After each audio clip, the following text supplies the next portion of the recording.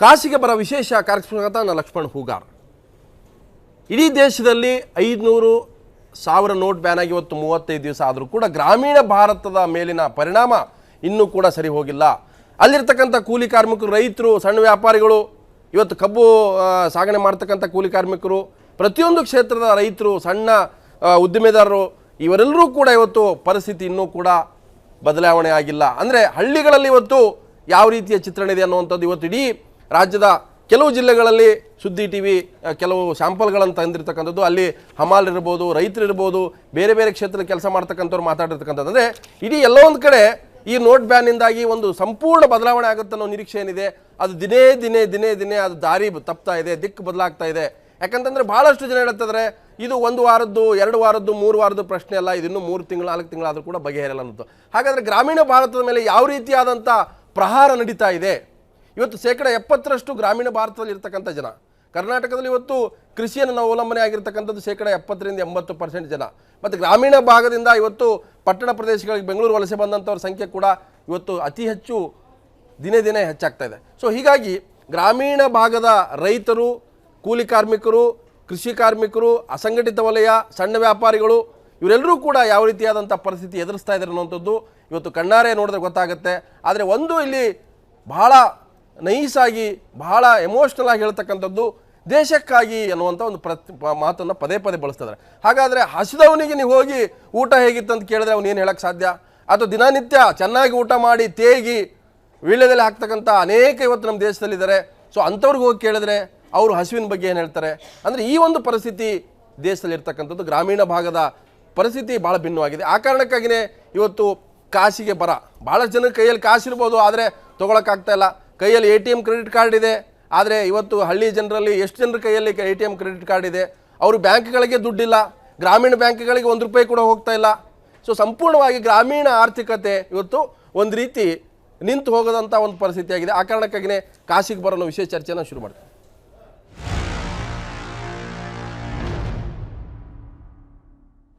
So ಹಾಗಾದರೆ ಕಾಶಿಗೆ ಬರ ಅನ್ನುವಂಥದ್ದು ಒಂದು ಕಡೆ ಆದರೆ ಕರ್ನಾಟಕದಲ್ಲಿ ಇವತ್ತು 160 ತಾಲೂಕುಗಳಲ್ಲಿ ಭೀಕರ ಬರ ಇದೆ. ಸೊ ಕುಡಿಯೋಕ್ಕೆ ನೀರಿಲ್ಲ, ದನಗಳಿಗೆ ನೀರಿಲ್ಲ, ಮೇವಿಲ್ಲ. ಇವತ್ತು ಅನೇಕ ಜಿಲ್ಲೆಗಳಲ್ಲಿ ವಿಶೇಷವಾಗಿ ಹೈದರಾಬಾದ್ ಕರ್ನಾಟಕ, ಮುಂಬೈ ಕರ್ನಾಟಕ ಭಾಗದಲ್ಲಿ ದಿನನಿತ್ಯ ಸಾವಿರಾರು ಜನ ವಲಸೆ ಹೋಗ್ತಾ ಇದ್ದಾರೆ. ಹೈದರಾಬಾದ್, ಮುಂಬೈ, ಪುಣೆ, ಗೋವಾ ಈ ಭಾಗದಲ್ಲಿ. ಮತ್ತೊಂದು ಕಡೆ ಇವತ್ತು 1000 ಅಡಿ ಬೋರ್ವೆಲ್ ಕೊರೆದ್ರೂ ಕೂಡ ನೀರು ಸಿಗ್ತಾ ಇಲ್ಲ. ಮತ್ತೊಂದು ಕಡೆ ಬರದ ಬೇಗೆಯಲ್ಲಿ ಇವತ್ತು ಬೆಳೆದಂಥ ಬೆಳೆಗೆ ಸರಿಯಾದಂಥ ಹೊತ್ತು ಧಾರಣೆ ಕೂಡ ಸಿಗ್ತಾ ಇಲ್ಲ. ಇವತ್ತು ಟೊಮೊಟೊ, ಈರುಳ್ಳಿ, ಬೀನ್ಸು, ಕ್ಯಾಬೇಜು, ಇವತ್ತು ಕ್ಯಾರೆಟು ಏನೇನು ಬೆಳೀತಾ ಇದ್ದಾರೆ, ಕಳೆದ 1 ತಿಂಗಳಿದ್ದಂಥ ರೇಟ್ ಇವತ್ತು ರೈತರಿಗೆ ಕೇವಲ ₹5 K G, ₹10 K G, ₹3 K G ಇವತ್ತು ಮಾರಾಟ ಆಗ್ತದೆ. ಅಂದರೆ ಎಲ್ಲವೂ ಕೂಡ ಇವತ್ತು ರೈತ ಸಂಪೂರ್ಣವಾಗಿ ಇವತ್ತು ನಾಶದ ಅಂಚಿಗೆ ಬಂದಿದ್ದಾನೆ. ಈ ಒಂದು ಡಿಮಾನಿಟೈಸೇಷನ್ ಎಫೆಕ್ಟ್ ಆಗಿದೆ. ಆದರೆ ಇದನ್ನು ಒಪ್ಕೊಳ್ಳೋಕೆ ರೆಡಿ ಇಲ್ಲ. ನೀವು ನೆಗೆಟಿವ್ ಆಗಿ ಕೇಳಿದ್ರೆ ನೆಗೆಟಿವ್ ಉತ್ತರ ಬರುತ್ತೆ ಅಂತ ಹೇಳ್ತಾರೆ ಭಾಳಷ್ಟು ಜನ, ನೀವು ಪಾಸಿಟಿವ್ ಆಗಿ ಕೇಳಿದ್ರೆ ಪಾಸಿಟಿವ್ ಅಂತ ಹೇಳ್ತಾರೆ ಅನ್ನೋದು.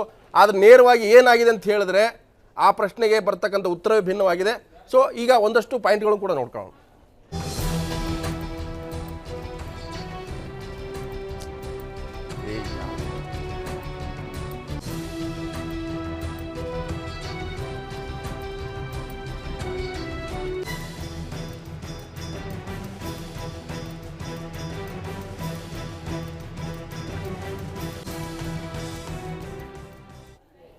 ಎಸ್, ಅದು ರಾಂಗ್ ಆಗಿದೆ. ಇನ್ನೊಂದು ಸಲ ನಾನು, ಯಾಕಂದರೆ ಈ ಒಂದು ಹಣದ ವಿಚಾರ ಏನಿದೆ ಗ್ರಾಮೀಣ ಭಾಗದ ಮೇಲೆ ಯಾವ ರೀತಿ ಪರಿಣಾಮ ಬೀರಿದೆ ಆ ಪಾಯಿಂಟ್ಸ್ಗಳು ನೋಡ್ಕೊಂಬರೋಣ.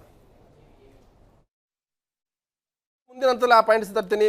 ಇವತ್ತು ರಾಜ್ಯದ ಬಹುತೇಕ ಕೆಲವು ಕಡೆಗಳಲ್ಲಿ ನಾವು ನಡೆದಂಥ ಒಂದು ಸ್ಯಾಂಪಲ್ ಪ್ರಕಾರ, ಸಮೀಕ್ಷೆ ಪ್ರಕಾರ ಇವತ್ತು ಗುಲ್ಬರ್ಗ, ಬೆಳಗಾವಿ, ಹಾವೇರಿ, ತುಮಕೂರು ಮತ್ತು ದಾವಣಗೆರೆ ಈ ಅನೇಕ ಕಡೆಗಳಲ್ಲೂ ಕೂಡ ಅನೇಕ ಸಾಮಾನ್ಯ ಜನರು, ರೈತರು ಮತ್ತು ವ್ಯಾಪಾರಸ್ಥರು ಮಾತಾಡಿದ್ದಾರೆ. ಈಗ ಗುಲ್ಬರ್ಗ, ಬೆಳಗಾವಿ ಮತ್ತು ಈ ಹಾವೇರಿ ಭಾಗದ ಜನ ಏನು ಹೇಳ್ತಾರೆ ಬಂದು ನೋಡೋಣ. ನಮಗೆ ಕ್ಯಾಶ್ ವಿಡ್ರಾಲ್ ಬ್ಯಾಂಕ್ನಿಂದ ವೀಕ್ಲಿ ₹50,000 ಸಿಗೋದ್ರಿಂದ ರೈತರಿಗೆ ಕ್ಯಾಶ್ ಕೊಡೋಕೆ ಅನುಕೂಲ ಆಗ್ತಾಯಿದೆ. ಅದಕ್ಕೆ ಈಗ ನಾವೆಲ್ಲ ರೈತರಿಗೆ ಚೆಕ್ ಮುಖಾಂತರನ ಪೇಮೆಂಟ್ ಮಾಡತ್ತೇವೆ PMC ಮಾರ್ಕೆಟ್ ಯಾರ್ಡ್ನಾಗ. ಅಲ್ಲ ಅವ್ರು ಮಾಲ್ ಎಷ್ಟು ತರ್ತಾರೆ ಅದ್ರ ಮ್ಯಾಗ ಪೇಮೆಂಟ್ ಆಗ್ತಾವ. ಅಂದಾಜು ಏನು ಒಂದು 50 ಪಿಶ್ವಿ 100 ಪಿಶ್ವಿ ಹಿಂಗೆ ತಂದಿರ್ತಾರೆ ಅವ್ರದ್ದೇನು 4,000 5,000 10,000 20,000 ಪೇಮೆಂಟ್ ಇರ್ತಾವೆ. ಇಷ್ಟು ವರ್ಷ ಅನ್ಗಂಟ್ಲೆ ನಾವೆಲ್ಲ ಅವ್ರು ಏನು ಕಾಮೋಡಿಟಿ ಬರ್ತಿದ್ವಿ ಎಲ್ಲ ಕ್ಯಾಶ್ ಪೇಮೆಂಟ್ ಆಗ್ತಿತ್ತು. ಈಗ ರೈತರು ನಮಗೆ ಬ್ಯಾಂಕ್ದಿಂದ ವಿಡ್ರಾಲ್ ಕಮ್ಮಿ ಇರೋದ್ರಿಂದ ನಾವು ರೈತರಿಗೆ ಚೆಕ್ ಮುಖಾಂತರನ ಪೇಮೆಂಟ್ ಮಾಡತ್ತೆ. ಹಾಂ, ಚೆಕ್ ತೊಗೊಳತ್ತಾರ ಪಾಪ, ಏನು ನಾ ಇಲ್ಲಾಸ್ಲೆ ತೊಗೊಳತ್ತಾರ ಪಾಪ ಅವ್ರ. ಹಾಂ, ಅವ್ರಿಗೆ ಅಲ್ಲೇ ಕ್ಯಾಶ್ ಆಗವತ್ತು ಅದು ಅಂತ ಇದು ಒಂದು ಸಮಸ್ಯೆ ಅವ್ರು ನಮ್ಮ ಮುಂದೆ ತೊಡ್ಕೊಳತ್ತಾರ.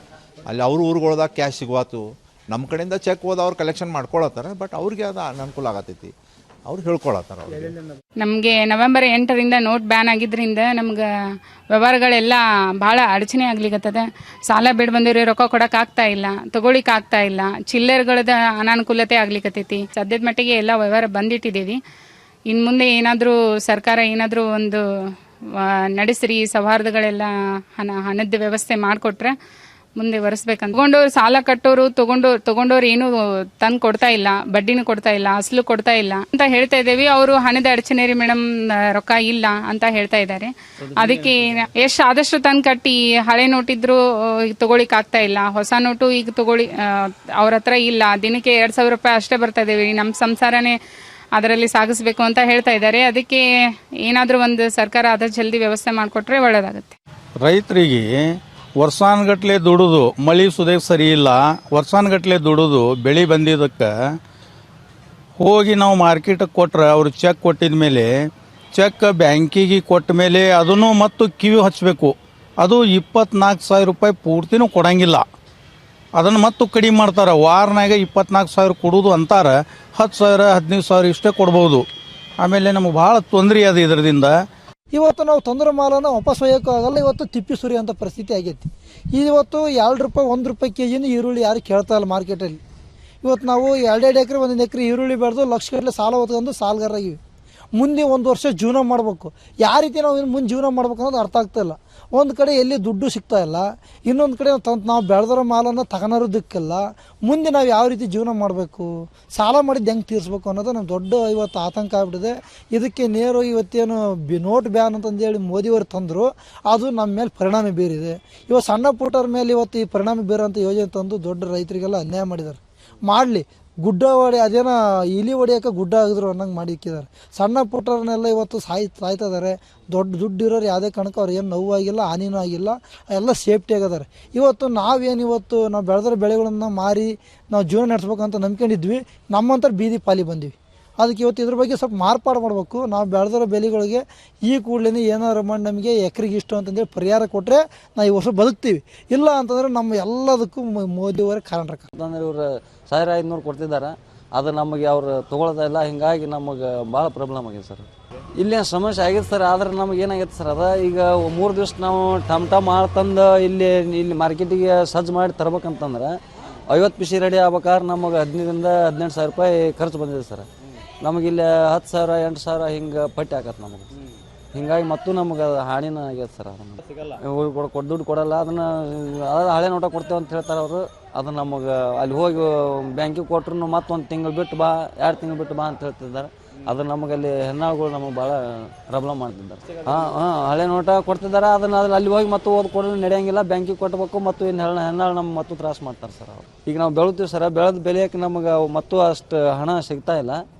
ಅಷ್ಟು ಬೆಳೆದ್ರೂ ನಮಗೆ ದುಡ್ಡು FMCಯಿಂದ ನಮ್ಗೆ ಸಿಗಕ್ಕೆ ತಯಾರಿಲ್ಲ. ಹೊಳ್ಳಿ ಮತ್ತು ಮೇಲಾಗಿ ಇಲ್ಲಿ ಬಂದು ನಾವು ಕೊಡ್ಬೇಕಂದ್ರೂ ಅಷ್ಟೇ. ಅದಕ್ಕೆ ಅಲ್ಲಿದ್ದ ಮತ್ತು ನಮಗೆ 6,000 ರಿಂದ 8,000 10,000 ರೂಪಾಯಿ ಲುಕ್ಷನ್ನ ಐತೆ ಸರ್. ಅದು ಇದು ನಮ್ಮದು ಸಮಸ್ಯೆ ಏನು ಅಂದರೆ, ಈಗ ಚೆಕ್ ಕೊಡ್ತೀನಿ ಅಂತಾರೆ. ಈಗ ಡೀಸೆಲಲ್ಲಿ ಹಾಕ್ಸ್ಬೇಕು, ಗಾಡಿ ಪ್ರಾಬ್ಲಮ್ ಆಗೈತೆ. ಈಗ ಚೆಕ್ ತಗೊಂಡು 2 ದಿನ 3 ದಿನ ಆಗುತ್ತೆ. ಅಂಥದ್ರಲ್ಲಿ ನಾವು ಏನು ಮಾಡೋಕ್ಕಾಯ್ತದೆ? ಈಗ ಗಾಡಿ ಗೇರ್ ಬಾಕ್ಸ್ ಹೋಗ್ಬಿಟ್ಟು ಅಲ್ಲೇ ಸೈಡಲ್ಲಿ ನಿಲ್ಸಿದ್ದೀನಿ. ಈಗ ಹೋಗಿ ರೆಡಿ ಮಾಡ್ಸೋಕ್ಕೆ ದುಡ್ಡಿಲ್ಲ, ಇವ್ರು ಬೇರೆ ಬಾಡಿಗೆ ಕೊಡ್ತಾ ಇಲ್ಲ. ಅಂಥವ್ರು ಚೆಕ್ ತಗೊಂಡೋಗಿ ಅಂತಾರೆ. ಚೆಕ್ ತಗೊಂಡೋಗಿ ಬ್ಯಾಂಕ್ ಹಾಕೊಂಡು ನಾವು ತಗೊಳ್ಳೋದೆಲ್ಲಿ ಕೊಡೋದೇ ಅವರು ನಮಗೆ 4,000-5,000 ರೂಪಾಯಿ ಅಷ್ಟಂಬಿಟ್ಟು ಜಾಸ್ತಿ ಏನು ಕೊಡೋಕ್ಕಿಲ್ಲ ನಮ್ಮ ಅಕೌಂಟಲ್ಲಿ. ಇದಕ್ಕೇನಾರು ಒಂದು ಪರಿಹಾರ ನೀವು ಮಾಡಿಕೊಡ್ಬೇಕು. ಇಲ್ಲಿ ಕೆಲಸ ಮಾಡ್ತಿದ್ದೀವಿ, ಡೈಲಿ 1,500 ರೂಪಾಯಿ ಸಿಗುತ್ತಿದೆ. ಮತ್ತು ಸಂಪಾದನೆ ಇಲ್ಲೇ ಹೆಣ್ಣು ಮಕ್ಕಳನ್ನ ಹೊಸ ನೋಟು ಕೊಟ್ಟಿದ್ದಾರೆ ಎಲ್ಲ. ಇವಾಗೆಲ್ಲ ಈಗ 1 ವಾರಲಿದ್ದ ಹೊಸ ನೋಟ ಕೊಡ್ತಿದ್ದಾರೆ. ಇವಾಗೇನು ಪ್ರಾಬ್ಲಮ್ ಏನಿಲ್ಲ, ಚೆನ್ನಾಗಿ ನಡೆಸಿದಂತೂ ಹೊಂಟಿದ್ದೀವಿ ಕೆಲಸ. ನಾವೇನು ದುಡಿದಿರೋ ದುಡ್ಡು ಎಲ್ಲ ಬರ್ತಿದೆ. ನಮ್ಮದೇನು ಗೌಟಾಳ ಮಾಡ್ತಿಲ್ಲ. ಏನು ಅಮೌಂಟ್ ಆಗಿರ್ತಿದೆ ನಮ್ಮದೆಲ್ಲ ಕೊಡ್ತಿದ್ದಾರೆ. ಏನು ಯಾವುದೂ ಪ್ರಾಬ್ಲಮ್ ಇಲ್ಲ. ಹಾಂ ಕೊಡ್ತಿದ್ದಾರೆ, 100 ರೂಪಾಯಿ 2,000 ಕೊಡ್ತಿದ್ದಾರೆ. ಸಮಸ್ಯೆ ಇಲ್ಲಿ ಏನಾಗಿದೆ ಅಂದರೆ ಬ್ಯಾಂಕಲ್ಲಿ ವಾರಕ್ಕೆ 50,000 ಕೊಡ್ತಾ ಇದ್ದಾರೆ. ಒಂದು ಗಾಡಿ ಬಾಡಿಗೆ ಬಂದು ಇವತ್ತು ಗದಗಿಂದ ಬರ್ತಾ ಇದೆ, ಒಂದು ಗಾಡಿ ಬಾಡಿಗೆ ಬಂದು 25,000 ರಿಂದ 30,000-35,000 ಆಗುತ್ತೆ. ಒಂದು ದಿವಸಕ್ಕೆ 2 ರಿಂದ 3 ಗಾಡಿ ಬರ್ತಾ ಇದೆ.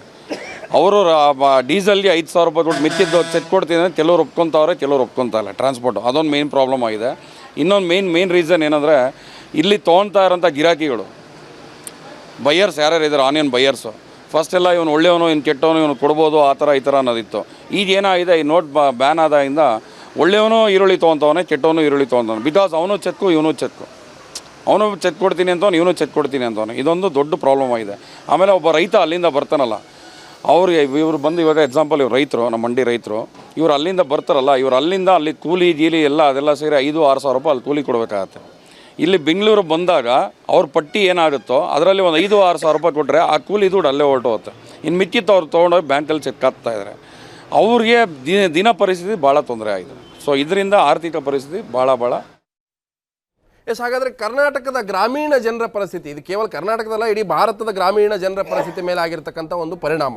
ಸೊ ಇದರಲ್ಲಿ ಜಾಸ್ತಿ ಮೈನಸ್ ಇದೆ, ಒಂದಷ್ಟು ಪ್ಲಸ್ ಇರ್ಬೋದು ಅನುಕೂಲವಾಗಿರೋರಿಗೆ, ಅಥವಾ ದೊಡ್ಡ ದೊಡ್ಡ ಹುದ್ದೆಯಲ್ಲಿರ್ತಕ್ಕಂಥವ್ರು ಅಥವಾ ದೊಡ್ಡ ಶ್ರೀಮಂತ ರೈತರಿಗೆ ಅನುಕೂಲ ಇರ್ಬೋದು. ಆದರೆ ಓವರಾಲ್ ಆಗಿ ತೆಗೆದುಕೊಂಡ್ರೆ ಗ್ರಾಮೀಣ ಭಾರತದ ಎಕಾನಮಿ ಮೇಲೆ ಯಾವ ರೀತಿ ಪರಿಣಾಮ ಬೀರಿದೆ ಅನ್ನೋದೊಂದು ಈಗಾಗಲೇ ಭಾರತೀಯ ಜನತಾ ಪಕ್ಷದ ಅನೇಕ ನಾಯಕರು ಸಮರ್ಥನೆ ಮಾಡ್ಕೋಬೋದು, ಅಥವಾ ಅದನ್ನು ಬೆಂಬಲಿಸತಕ್ಕಂಥ ತಜ್ಞರು ಅಥವಾ ದೇಶಭಕ್ತರು ಅದನ್ನು ಏನೇ ಬೆಂಬಲಿಸಿದ್ರು ಕೂಡ ಇವತ್ತು ಎಸ್ ಗುರುಮೂರ್ತಿ ಅನ್ನತಕ್ಕಂಥ ಏನು ಬಲಪಂಥೀಯ ರಾಜಕೀಯ ವಿಶ್ಲೇಷಕ ಮತ್ತು ಆರ್ಥಿಕ ತಜ್ಞ ಹೇಳ್ತಾರೆ, ಈ ದೇಶದಲ್ಲಿ ಕ್ಯಾಶ್ಲೆಸ್ ಒಂದು ಮಾಡೋಕ್ಕಾಗಲ್ಲ, ಲೆಸ್ ಕ್ಯಾಶ್ ಇರ್ತಕ್ಕಂಥ ಎಕಾನಮಿ ತರಬೇಕಾಗತ್ತೆ ಅನ್ನೋದು. ಇದೆಲ್ಲ ಒಂದು ಕಡೆ ಒಪ್ಪುವಂಥದ್ದೇ. ನಾನು ಚರ್ಚೆ ಮಾಡ್ತೀನಿ, ಜೊತೆಗೆ ರೈತ ಮುಖಂಡರು, ವಿವಿಧ ಸಂಘಟನೆ ಸೇರಿದಂಥವರು, ಗ್ರಾಮೀಣ ಭಾಗದ ಜನಜೀವನ, ಆರ್ಥಿಕ ವ್ಯವಸ್ಥೆ, ಸಾಮಾಜಿಕ ಪರಿಸರ ಬಗ್ಗೆ ತಿಳ್ಕೊಂಡಂಥವರು ಚರ್ಚೆಯಲ್ಲಿ ಭಾಗಿಯಾಗ್ತಾರೆ. ಅದು ರಾಜ್ಯದ ಅನೇಕ ಜಿಲ್ಲೆಗಳಲ್ಲಿ ಯಾವ ರೀತಿಯಾದಂಥ ಪರಿಸ್ಥಿತಿ ಇದೆ, ಗ್ರಾಮೀಣ ಆರ್ಥಿಕತೆ ಮೇಲೆ ಈ ಒಂದು ನೋಟ್ ಬ್ಯಾನ್ ಯಾವ ರೀತಿ ಪರಿಣಾಮ ಬೀರಿದೆ ಅನ್ನೋದು ಬಹಳಷ್ಟು ಕಡೆಗಳಲ್ಲಿ ಇದರಿಂದ ಅನುಭವಿಸ್ತಾ ಇದ್ದಾರೆ ನೋವು, ಆದರೆ ಯಾರು ಕೂಡ ಕೇಳೋ ಸ್ಥಿತಿ ಇಲ್ಲ. ಸೊ ಒಂದು ಪ್ರಶ್ನೆ ಇದೆ, ನೀವು ಹೋಗ್ಬಿಟ್ಟು ಏನು ಮಾಡ್ತೀರಿ, ಇದರಿಂದ ಎಫೆಕ್ಟ್ ಆಗಿದೆ ಅಂತ ಕೇಳಿದ್ರೆ ಹೌದು ಸ್ವಾಮಿ ಎಫೆಕ್ಟ್ ಆಗಿದೆ ಅಂತ ಹೇಳ್ತಾರೆ, ಇದರಿಂದ ಒಳ್ಳೇದಾಗಿದೆ ಅಂತ ಕೇಳಿದ್ರೆ ಒಳ್ಳೇದಾಗಿದೆ ಅಂತ ಹೇಳ್ತಾರೆ. ಕೇಳೋ ಪ್ರಶ್ನೆ ಮೇಲೆ ಅನ್ನೋಂಥದ್ದು. ಆದರೆ ಇಲ್ಲಿ ಪ್ರಶ್ನೆ ಇರ್ತಕ್ಕಂಥದ್ದು ಉಪವಾಸಿದ್ದವನ ಮಾತುಗಳನ್ನು ಉಪವಾಸಿದ್ದವನ ಹತ್ರನೇ ಕೇಳಬೇಕು, ಹೊಟ್ಟೆ ತುಂಬಿದವನ ಮಾತುಗಳನ್ನ ಹೊಟ್ಟೆ ತುಂಬಿದವನ ಹತ್ರನೇ ಕೇಳಬೇಕು. ಹಾಗಾಗಿ ಹೊಟ್ಟೆ ತುಂಬಿದವನ ಹತ್ರ ಹೋಗ್ಬಿಟ್ಟು ಹಸಿವಿನ ಬಗ್ಗೆ ಕೇಳಿದ್ರೆ ಅವನು ಉತ್ತರ ಕೊಡಲ್ಲ, ಅಥವಾ ಹಸಿದವನ ಹತ್ರ ಹೋಗ್ಬಿಟ್ಟು ಊಟದ ಬಗ್ಗೆ ಕೇಳಿದ್ರೆ ಅವನು ಅದ್ರ ಬಗ್ಗೆ ಮಾತಾಡಲ್ಲ. ಹಾಗಾಗಿ ಇಂಥ ದೇಶದಲ್ಲಿ ನಾವಿದ್ದೀವಿ. ಸೊ ಆ ಕಾರಣಕ್ಕಾಗಿಯೇ ಇವತ್ತು ಕೆಲವು ಜಿಲ್ಲೆಗಳನ್ನು ಆಯ್ಕೆ ಮಾಡಿಕೊಂಡು ಅಲ್ಲಿರ್ತಕ್ಕಂಥ ವಾಸ್ತವ ಚಿತ್ರಣ ಏನಿದೆ, ಅವ್ರು ನಿಜವಾಗ್ಲೂ ಏನು ಎದುರಿಸ್ತಾ ಇದ್ದಾರೆ, ಅಲ್ಲಿ ಬ್ಯಾಂಕಲ್ಲಿ ದುಡ್ಡಿದೆಯಾ, ATM ಇದೆಯಾ, ದುಡ್ಡಿದ್ರೂ ಕೂಡ ಅದನ್ನು ಬಿಡಿಸ್ಕೊಳಕ್ಕಾಗ್ತಾ ಇದೆಯಾ, ಇವೆಲ್ಲವೂ ಕೂಡ ಒಂದು ಆರ್ಥಿಕತೆ ಮೇಲೆ ಬೀರುವಂಥ ಒಂದು ದುಷ್ಪರಿಣಾಮಗಳು. ಇನ್ನೂ ಕೂಡ ಕೆಲವು ಜಿಲ್ಲೆಯಲ್ಲಿ ಮಾತಾಡಿದ್ದಾರೆ, ಅದು ಹಾವೇರಿ ಇರ್ಬೋದು, ತುಮಕೂರು ಇರ್ಬೋದು, ಬೇರೆ ಬೇರೆ ಜಿಲ್ಲೆಯ ರೈತರು ಕೂಡ ಮತ್ತು ವರ್ತಕರು ಮಾತಾಡಿದ್ದಾರೆ. ಬನ್ನಿ ನೋಡಿ. 500 ರೂಪಾಯಿ ಬಂದ್ ಮಾಡಿದ ಮೇಲೆ ಸ್ಟಾರ್ಟಿಂಗಲ್ಲಿ ಸ್ವಲ್ಪ ಪ್ರಾಬ್ಲಮ್ ಆಗಿದೆ. ಇವಾಗ ನಮ್ಮ ಕಷ್ಟಗಳು ನೋಡಿ ನಮ್ಮ ಯಜಮಾನರಲ್ಲಿ, ಅಂಗಡಿ ಯಜಮಾನರಲ್ಲಿ ಸ್ವಲ್ಪ ನಮ್ಗೆ ಅವಕಾಶ ಮಾಡಿ ಕೊಟ್ಟು ಅದನ್ನ ಏನು ಅದೆಲ್ಲ ಕೊಟ್ಬಿಡ್ತಾರೆ. ಹಳೆ ನೋಟ್ಲ ನಮ್ಗೆ ಕೊಡಲ್ಲ, ಏನಿದ್ರಲ್ಲ 2,000 ನೋಟ್ ಕೊಡ್ತಾರೆ, ಅದೇ ಅಂಗಡಿ ಯಜಮಾನ ಹತ್ರ ಕೊಟ್ಟು ನಾವು 100 ರೂಪಾಯಿ ನೋಟ್ ಇಸ್ಕೊಂಡ್ಬರ್ತೀವಿ. ನಮ್ಗೇನು ಅದನ್ನ ಬಗ್ಗೆ ಏನೂ ತೊಂದರೆ ಇಲ್ಲ. ಹಾಕೊಂಡಿದ್ದೆ, ಆದರೆ ನಾವು ಅಷ್ಟೊಂದು ನಮ್ದೆಲ್ಲ ತಮಿಳ್ನಾಡು ಕಡೆ, ಇಲ್ಲಿ ಏನಿಲ್ಲ, ನಮ್ಮ ತಮಿಳ್ನಾಡು ಕಡೆ ನಾವು ಆ ಥರ ಮಾಡ್ಕೊಂಡಿಲ್ಲ, ಇಲ್ಲಿ ಮಾಡ್ಕೊಂಡಿಲ್ಲ. ನಮಗೆಲ್ಲ ನಮ್ಮ ಅಂಗಡಿ ಯಜಮಾನ ನಮಗೆ ಸಪೋರ್ಟ್ ಮಾಡೋರು, ಅದೇ ಥರ ನಮ್ಮ ಯಜಮಾನ ನಮಗೆ ಸಪೋರ್ಟ್ ಮಾಡೋರು. ಅವ್ರ ಸಮಸ್ಯೆ ಹಿಂಗೆ ಇರುತ್ತೆ ಗೊತ್ತಿಲ್ಲ, ಆದರೆ ನಮ್ಮ ಕಷ್ಟ ನೋಡಿ ಅದು ಕೊಟ್ಬಿಡ್ತಾರೆ.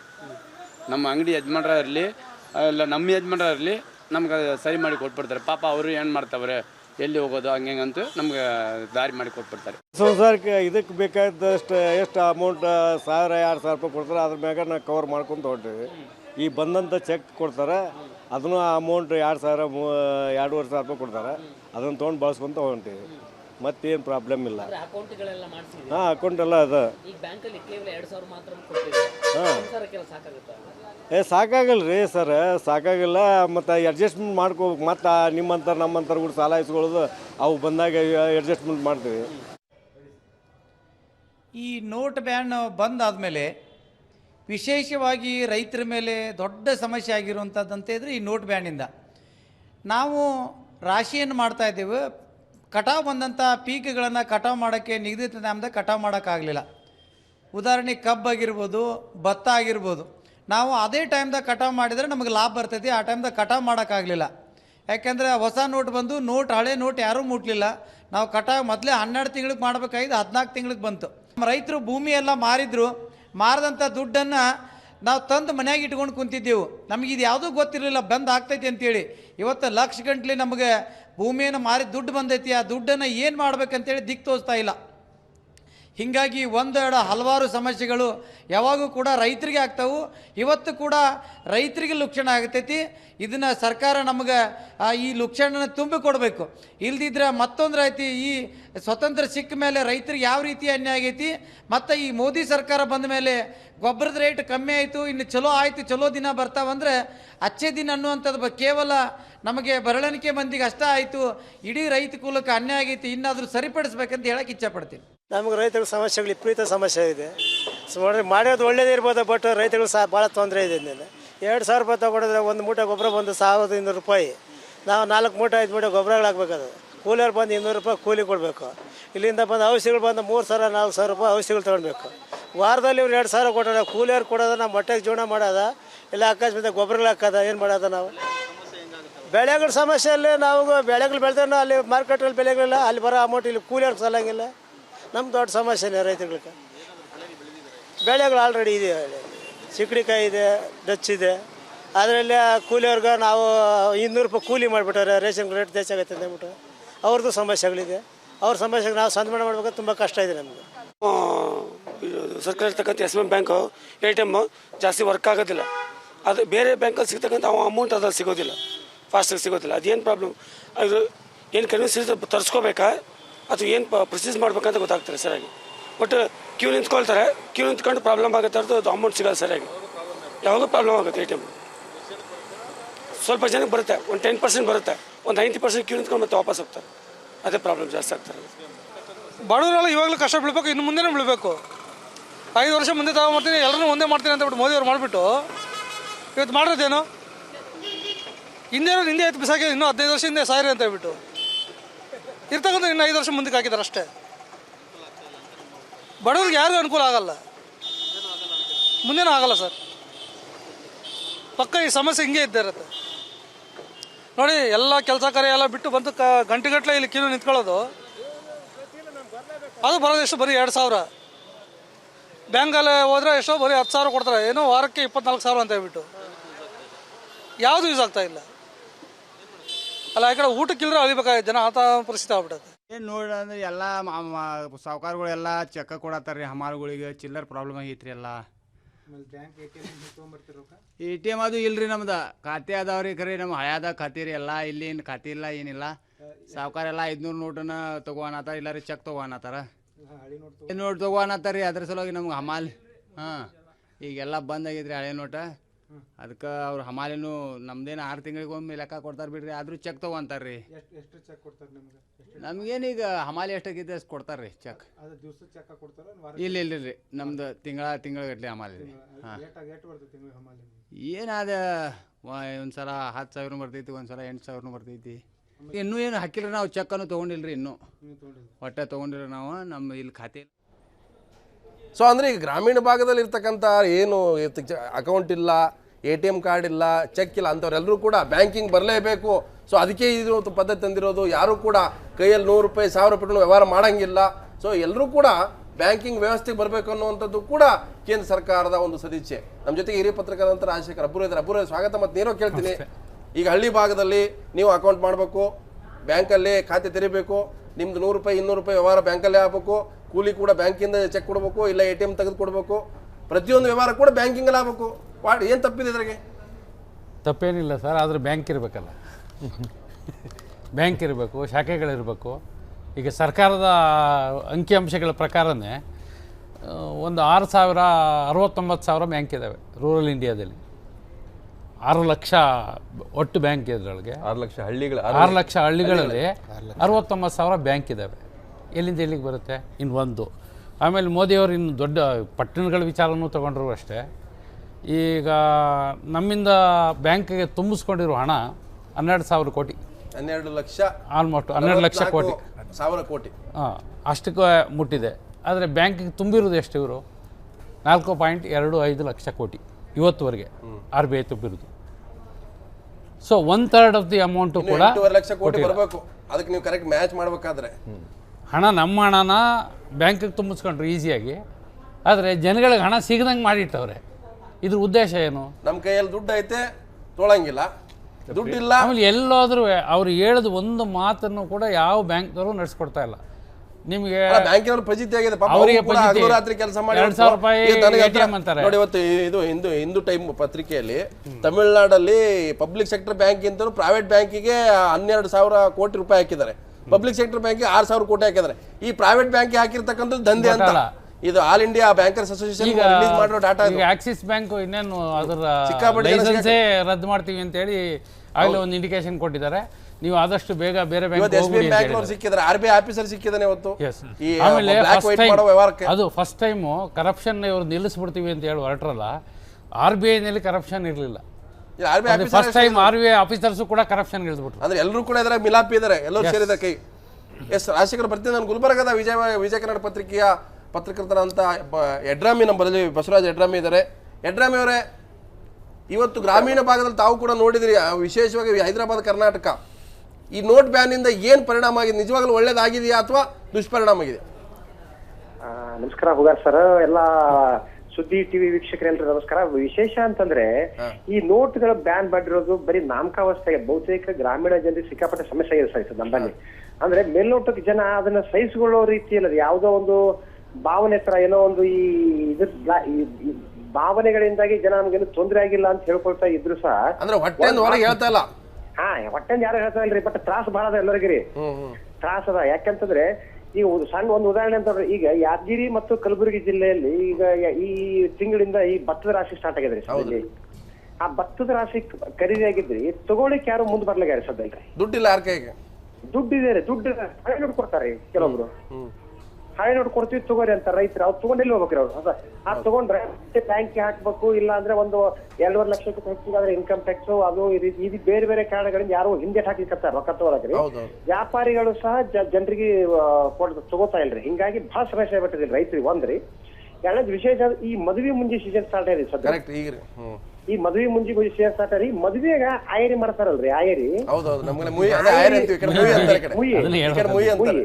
ಆ ಮುಯಿ ಮಾಡುವಲ್ಲಿ ಈ 500 ರೂಪಾಯಿ ನೋಟು 1000 ನೋಟು ಬರೆಸ್ತಾ ಇದ್ದಾರೆ. ಪಾಪ ಅವರಿಗೂ ಪಾಪ ಬೇಜಾರದ, ಮುಯಿ ಬರ್ಸ್ಕೊಳ್ಳೋದು ಬೇಜಾರದು. ಹೌದು, ಅದು ದೊಡ್ಡ ಇವು ಬಹಳ ಸಣ್ಣ ಸಮಸ್ಯೆ, ನೋಡ್ಲಿಕ್ಕೆ ಸಣ್ಣ ಅನಿಸ್ತದೆ, ಬಟ್ ಇವೆಲ್ಲ ಜನರಿಗೆ ತ್ರಾಸ ಬಹಳ ಹೇಳ್ಕೊಳ್ಳಂಗ ಆಗ್ಬಿಟ್ಟದ. ಮತ್ತೆ ಇನ್ನೊಂದು ಯಡ್ರಾಮಿ ಸರ್, ಇನ್ನೊಂದ್ರೆ ಈಗ ಗುಲ್ಬರ್ಗ, ಹೈದರಾಬಾದ್, ಕರ್ನಾಟಕದ ಸೆಂಟರ್ ಪಾಯಿಂಟ್ ತೊಗರಿಗೆ, ಇಡೀ ವಿಶ್ವಕ್ಕೆ ತೊಗರಿ ಕಣಜ ಗುಲ್ಬರ್ಗ. ಇವತ್ತು ಅಡತ್ನಲ್ಲೂ ಕೂಡ ಬಹಳ ಪರಿಸ್ಥಿತಿ ಗಂಭೀರ ಆಗೈತೆ ಅಲ್ಲಿ. ತೊಗರಿ, ಜೋಳ, ಉದ್ದ, ಹೆಸರ. ಕಲಬುರಗಿಯಾಗ ಅಡತಿ ವ್ಯಾಪಾರಿಗಳು ಸಹ ಬಾರಿ ಪರೇಶಾನ್ ಆಗಿ ಕೂರ್ತೀರಿ. ಹೆಂಗಪ್ಪ ಅಂತಂದ್ರೆ ತೊಗರಿ ಇವತ್ತು ನೋಡ್ರಿ, ಈ ಮೊನ್ನೆ ಈ 1 ವಾರ ಹಿಂದಾನೆ 10,500 ರೂಪಾಯಿ ಇತ್ತು ತೊಗರಿ ರೇಟ್. ಇವತ್ತು 4,000 ರೂಪಾಯಿ ತೊಗರಿ ರೇಟ್ ಹೇಳ್ಬಿಟ್ಟು 6,000 ರೂಪಾಯಿ ವ್ಯತ್ಯಾಸ ಆಗಿದೆ ಒಂದು ತಿಂಗಳಿಗೆ. ತೊಗರಿ ಒಂದು ತಿಂಗಳಲ್ಲಿ ತೊಗರಿನೇ ಮೇನ್ ಎಕನಾಮಿಕಲಿ ಇದು ಕಮರ್ಷಿಯಲ್ ಕ್ರಾಪ್ ಆಗಿದೆ. ತಗೊಳ್ಲಿಕ್ಕೆ ಸರ್ ವ್ಯಾಪಾರಸ್ಥರು ಹಿಂದೆ ಹಾಕ್ಲಿಕ್ಕೆ ಅಂತ ಸಮಸ್ಯೆ ಇಲ್ಲ ಇಲ್ಲಿ ಪರಿಸ್ಥಿತಿ. ಬಟ್ ಒಂದ್ರಿ ಬೆಡ್ರಾಮಿ ಅವರೇ, ನೀವು ಕೂಡ ಬಹಳ ವರ್ಷಗಳಿಂದ ಇದ್ರೆ, ನಾವು ಕೂಡ ಇದನ್ನ ದೇಶಭಕ್ತಿಗೆ ಹೋಲಿಸ್ತಾ ಇದ್ರೆ ನಂಗೆ ಇದೇ ಬಹಳ ಶಾಕ್ ಆಗ್ತದೆ ಸರ್. ನಮಗೆ ಕೆಲವೊಂದ್ ಜನ ಈ ಸಾಮಾಜಿಕ ತಾಣ ಫೇಸ್ಬುಕ್, ಟ್ವಿಟರ್ ಗಳಲ್ಲಿ ಹಾಕ್ತಾರೆ, ನಾನು ಕ್ಯೂದಲ್ಲಿ ನಿಂತು ನೋಟ್ ತಗೊಂಡು ದೇಶಭಕ್ತಿ ಮೆರಿತೀನಿ ಅಂತ ಹೇಳ್ತಾರೆ. ದೇಶಭಕ್ತಿ ಟ್ವಿಟರ್, ಫೇಸ್ಬುಕ್ ಅಲ್ಲಿ, ವಾಟ್ಸ್ಆಪ್ ಅಲ್ಲಿ ಬರ್ತದೆ, ನಾನ್ ನೋಡ್ತೀವಲ್ರಿ ಕೆಲವೊಂದು ಮೆಸೇಜ್ ಗಳು ಪಾಸ್ ಆಗ್ತಾವಲ್ರಿ. ಆದ್ರೆ ಕೆಲವೊಬ್ರು ಹೇಳ್ಕೊಡ್ತಾರ, ನಾನು ದೇಶಭಕ್ತಿ ಮೆರಿತೀನಿ, ಕ್ಯೂ ಅಲ್ಲಿ ನಿಂತು ರೊಕ್ಕ ತಗೋತೀನಿ ಅಂತ. ಬಟ್ ದೇಶಭಕ್ತಿ ಮೆರಿಬೇಕಂದ್ರೆ ಒಂದು ಕ್ಯೂ ಅಲ್ಲಿ ನಿಂತು ರೊಕ್ಕ ತಗೊಂಡ್ರೆ ದೇಶಭಕ್ತಿ ಮೆರದಂಗ ಆಗಲ್ಲ. ರೈತರು ನಿಜವಾದ ದೇಶಭಕ್ತರು, ಅವ್ರ ಅನ್ನ ಕೊಡೋ ದೇಶಕ್ಕೆ ಅಸಲಿ ಅನ್ನ ಕೊಡೋರೆ ಅವ್ರಿ, ಅವ್ರ ದೇಶಭಕ್ತರು ಅಲ್ಲ ಅನ್ನೋ ಪರಿಸ್ಥಿತಿ ಬಂದ್ಬಿಟ್ಟಾರೆ ಸದ್ರಿ. ಆ ಪರಿಸ್ಥಿತಿ ಬಿಂಬಿಸ್ಲಿಕ್ಕತ್ತಾರ ಒಂದ್. ಆಮೇಲೆ ಈ ನೋಟ್ ಬದ್ಲಿ ಮಾಡಿದ್ರೆ ದೇಶ ಬದ್ಲಿ ಆತನ್ರಿ. ನೋಟ್ ಬದ್ಲಿ ಆದ್ರೆ ದೇಶ ಬದ್ಲಿ ಆಗಲ್ಲ. ಬಟ್ ಆದ್ರೆ ಯಾಕೆ ಈ ತರ ಆಗ್ಲಿಕ್ಕತ್ತದ? ಬಟ್ ಸಾಕಷ್ಟು ದುಡ್ಡಿದೆ ಅಂತ ಬ್ಯಾಂಕ್ನಾಗ ಹೇಳಿಕತ್ರು, ರೈತರ ಕೈಗೆ, ಸಣ್ಣ ಪುಟ್ಟ ವ್ಯಾಪಾರಿಗಳ ಕೈಗೆ ಸಿಗ್ತಾ ಇಲ್ರಿ ಇವತ್ತು ಸಮಸ್ಯೆ ಇಲ್ಲಿ ಮೇಜರ್ ಆಗಿ. ಈ ತರ ದೊಡ್ಡ ಬಸವರಾಜ್ ರೆಡ್ಡಿ, ಥ್ಯಾಂಕ್ ಯು. ಯಾಕಂದ್ರೆ ನೀವು ಆ ಭಾಗದ ವಾಸ್ತವ ಚಿತ್ರಣ ಹೇಳಿದೆ. ನಾನು ಬಸವರಾಜ್ ರೆಡ್ಡಿ, ವಿಜಯ ಕರ್ನಾಟಕ ಪತ್ರಕರ್ತರು, ಬಹಳ ಅದ್ಭುತವಾಗಿ ಹೇಳಿದ್ರು. ನಮ್ಮ ಕಡೆ ಈ ಸಾಮಾನ್ಯವಾಗಿ ಸಣ್ಣ ಮಕ್ಕಳು ಹುಟ್ಟಿದಾಗ ಹೋಗೋದು, ಆಮೇಲೆ ಮದುವೆ ಕಾರ್ಯಕ್ರಮ, ನಮ್ಮ ಕಡೆ ಮುಯಿ ಆಯರ್ ಅಂತ ಅಲ್ಲೂ ಕೂಡ ಎಫೆಕ್ಟ್ ಆಗಿದೆ. ಕೊಡ್ಬೇಕು ಅನ್ನೋದು ಪದ್ಧತಿ, ಅವ್ರು ಇಸ್ಕೋಬೇಕು ಅನ್ನೋದು ಪದ್ಧತಿ, ಇಬ್ರಿಗೂ ಅವಮಾನ ಅದು. ಇದರದ ಪರಿಣಾಮ ಬಹಳ ವ್ಯಾಪಕವಾಗಿದೆ. ಯಾಕೆಂದ್ರೆ ಇಡೀ ದೇಶ ಇದು ಕ್ಯಾಶ್ಲೆಸ್ ಆಗಿಲ್ಲದೆ ಇದ್ದಿದ್ರಿಂದ ಈ ದೇಶ ಬಿಡಿ UK US ಇವತ್ತಿನ ತನಕ ಇನ್ನೂ ಕ್ಯಾಶ್ಲೆಸ್ ಆಗಿಲ್ಲ. ಅಮೆರಿಕದಾಗ 8% ಜನರ ಹತ್ರ ಅಕೌಂಟೇ ಇಲ್ಲ. ಹೌದು, ಈಗ ನಾವು ಗ್ರಾಮೀಣ ಭಾಗ ಅಂತ ಮಾತಾಡಿದ್ವಿ. ನಗರ ಪ್ರದೇಶ ಎಷ್ಟು ಅಫೆಕ್ಟ್ ಆಗಿದೆ ಇದರಿಂದ ಅನ್ನೋದಕ್ಕೆ ಸರ್, ಗಾರ್ಮೆಂಟ್ ಇಂಡಸ್ಟ್ರಿ ಈಗ ಜಾಕಿ ಅಂತ ಒಂದು ಇನ್ನರ್ ವೇರ್ ಮಾಡುವಂತ ಒಂದು ಇದು ನಿಮ್ಗೆ ಗೊತ್ತಿದೆ, ಬನಿಯನ್ಸು ಮತ್ತೆ ಅಂಡರ್ವೇರ್ಸ್ ಮಾಡ್ತಾರೆ. ಅವರು ಎಕ್ಸ್ಪೋರ್ಟ್ ಮಾರ್ಕೆಟ್ ಅಲ್ಲ, ಅವ್ರದ್ದು ಪೂರ್ತಿ ದೇಶಿ ಮಾರುಕಟ್ಟೆ. ಅವ್ರಿಗೆ ಸಾಮಾನ್ಯವಾಗಿ ಏನು ಅಂದರೆ ಇವತ್ತಿನ ದಿವಸ ಸಾಯಂಕಾಲ ಅದು ರೆಡಿ ಆಗುತ್ತೆ ಅಂತಂದರೆ ನಾಳೆ ಬೆಳಗ್ಗೆ ಅದು ಡಿಸ್ಟ್ರಿಬ್ಯೂಟರ್ ಹತ್ರ ಹೋಗ್ಬಿಟ್ಟಿರುತ್ತೆ. ಅಷ್ಟು ಅವ್ರಿಗೆ ಮಾರ್ಕೆಟ್ ಇರ್ತಾ ಇತ್ತು. 18,000 to 20,000 ಜನ ಕೆಲಸ ಮಾಡ್ತಾರೆ. ಬೆಂಗಳೂರಿನಲ್ಲಿ ಅವ್ರದ್ದು ಇದಿದೆ ಪ್ಲ್ಯಾಂಟು, ಮೈಸೂರಲ್ಲಿದೆ, ಕೋಲಾರದಲ್ಲಿದೆ. ಈಗ ಅವ್ರ ಪರಿಸ್ಥಿತಿ ಏನು ಅಂತಂದರೆ ಮೊನ್ನೆ ಶನಿವಾರ ನೀವು ಕೆಲಸಕ್ಕೆ ಬರಬೇಡಿ ಅಂತ ಹೇಳಿದ್ದಾರೆ ಒಂದು ದಿವಸಕ್ಕೇನೆ. ಯಾಕೆ ಅಂದರೆ 2.5 to 3 ಕೋಟಿ ಪೀಸಸ್ ಇನ್ನೂ ಕೂಡ ಅವ್ರ ಗೋಡೌನ್ನಲ್ಲಿ ಬಿದ್ದಿದೆ, ಅದು ಮುಂದಕ್ಕೆ ಹೋಗ್ತಾ ಇಲ್ಲ. ಹಂಗಾಗಿ ಇದರ ಪರಿಣಾಮ ಬಹಳ ವ್ಯಾಪಕವಾದ್ದು ಮತ್ತು ಅದರ ಅಂತಿಮವಾಗಿ ಅದರ ಹೊರೆ ಜನಸಾಮಾನ್ಯರ ಮೇಲೆ ಬೀಳುವಂಥದ್ದು ಅನ್ನೋದನ್ನು ನಾವು ಸ್ಪಷ್ಟವಾಗಿ ನೋಡ್ತೀವಿ. ರಾಜ್ಯದ ಅನೇಕ ಜಿಲ್ಲೆಗಳಲ್ಲಿ ಯಾವ ರೀತಿಯಾದಂಥ ಪರಿಸ್ಥಿತಿ ಇದೆ, ಗ್ರಾಮೀಣ ಆರ್ಥಿಕತೆ ಮೇಲೆ ಈ ಒಂದು ನೋಟ್ ಬ್ಯಾನ್ ಯಾವ ರೀತಿ ಪರಿಣಾಮ ಬೀರಿದೆ ಅನ್ನೋದು ಬಹಳಷ್ಟು ಕಡೆಗಳಲ್ಲಿ ಇದರಿಂದ ಅನುಭವಿಸ್ತಾ ಇದ್ದಾರೆ ನೋವು. ಆದರೆ ಯಾರು ಕೂಡ ಕೇಳೋ ಸ್ಥಿತಿ ಇಲ್ಲ. ಸೊ ಒಂದು ಪ್ರಶ್ನೆ ಇದೆ, ನೀವು ಹೋಗ್ಬಿಟ್ಟು ಏನು ಮಾಡ್ತೀರಿ, ಇದರಿಂದ ಎಫೆಕ್ಟ್ ಆಗಿದೆ ಅಂತ ಕೇಳಿದ್ರೆ ಹೌದು ಸ್ವಾಮಿ ಎಫೆಕ್ಟ್ ಆಗಿದೆ ಅಂತ ಹೇಳ್ತಾರೆ, ಇದರಿಂದ ಒಳ್ಳೇದಾಗಿದೆ ಅಂತ ಕೇಳಿದ್ರೆ ಒಳ್ಳೇದಾಗಿದೆ ಅಂತ ಹೇಳ್ತಾರೆ.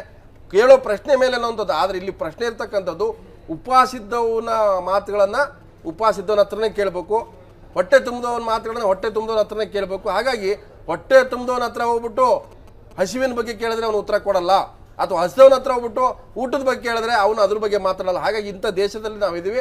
ಸೊ ಆ ಕಾರಣಕ್ಕಾಗಿಯೇ ಇವತ್ತು ಕೆಲವು ಜಿಲ್ಲೆಗಳನ್ನು ಆಯ್ಕೆ ಮಾಡಿಕೊಂಡು ಅಲ್ಲಿರ್ತಕ್ಕಂಥ ವಾಸ್ತವ ಚಿತ್ರಣ ಏನಿದೆ, ಅವ್ರು ನಿಜವಾಗ್ಲೂ ಏನು ಎದುರಿಸ್ತಾ ಇದ್ದಾರೆ, ಅಲ್ಲಿ ಬ್ಯಾಂಕ್ಗಳಲ್ಲಿ ದುಡ್ಡಿದೆಯಾ, ATM ಇದೆಯಾ, ದುಡ್ಡಿದ್ರೂ ಕೂಡ ಅದನ್ನು ಬಿಡಿಸ್ಕೊಳಕ್ಕಾಗ್ತಾ ಇದೆಯಾ, ಇವೆಲ್ಲವೂ ಕೂಡ ಒಂದು ಆರ್ಥಿಕತೆ ಮೇಲೆ ಬೀರುವಂಥ ಒಂದು ದುಷ್ಪರಿಣಾಮಗಳು.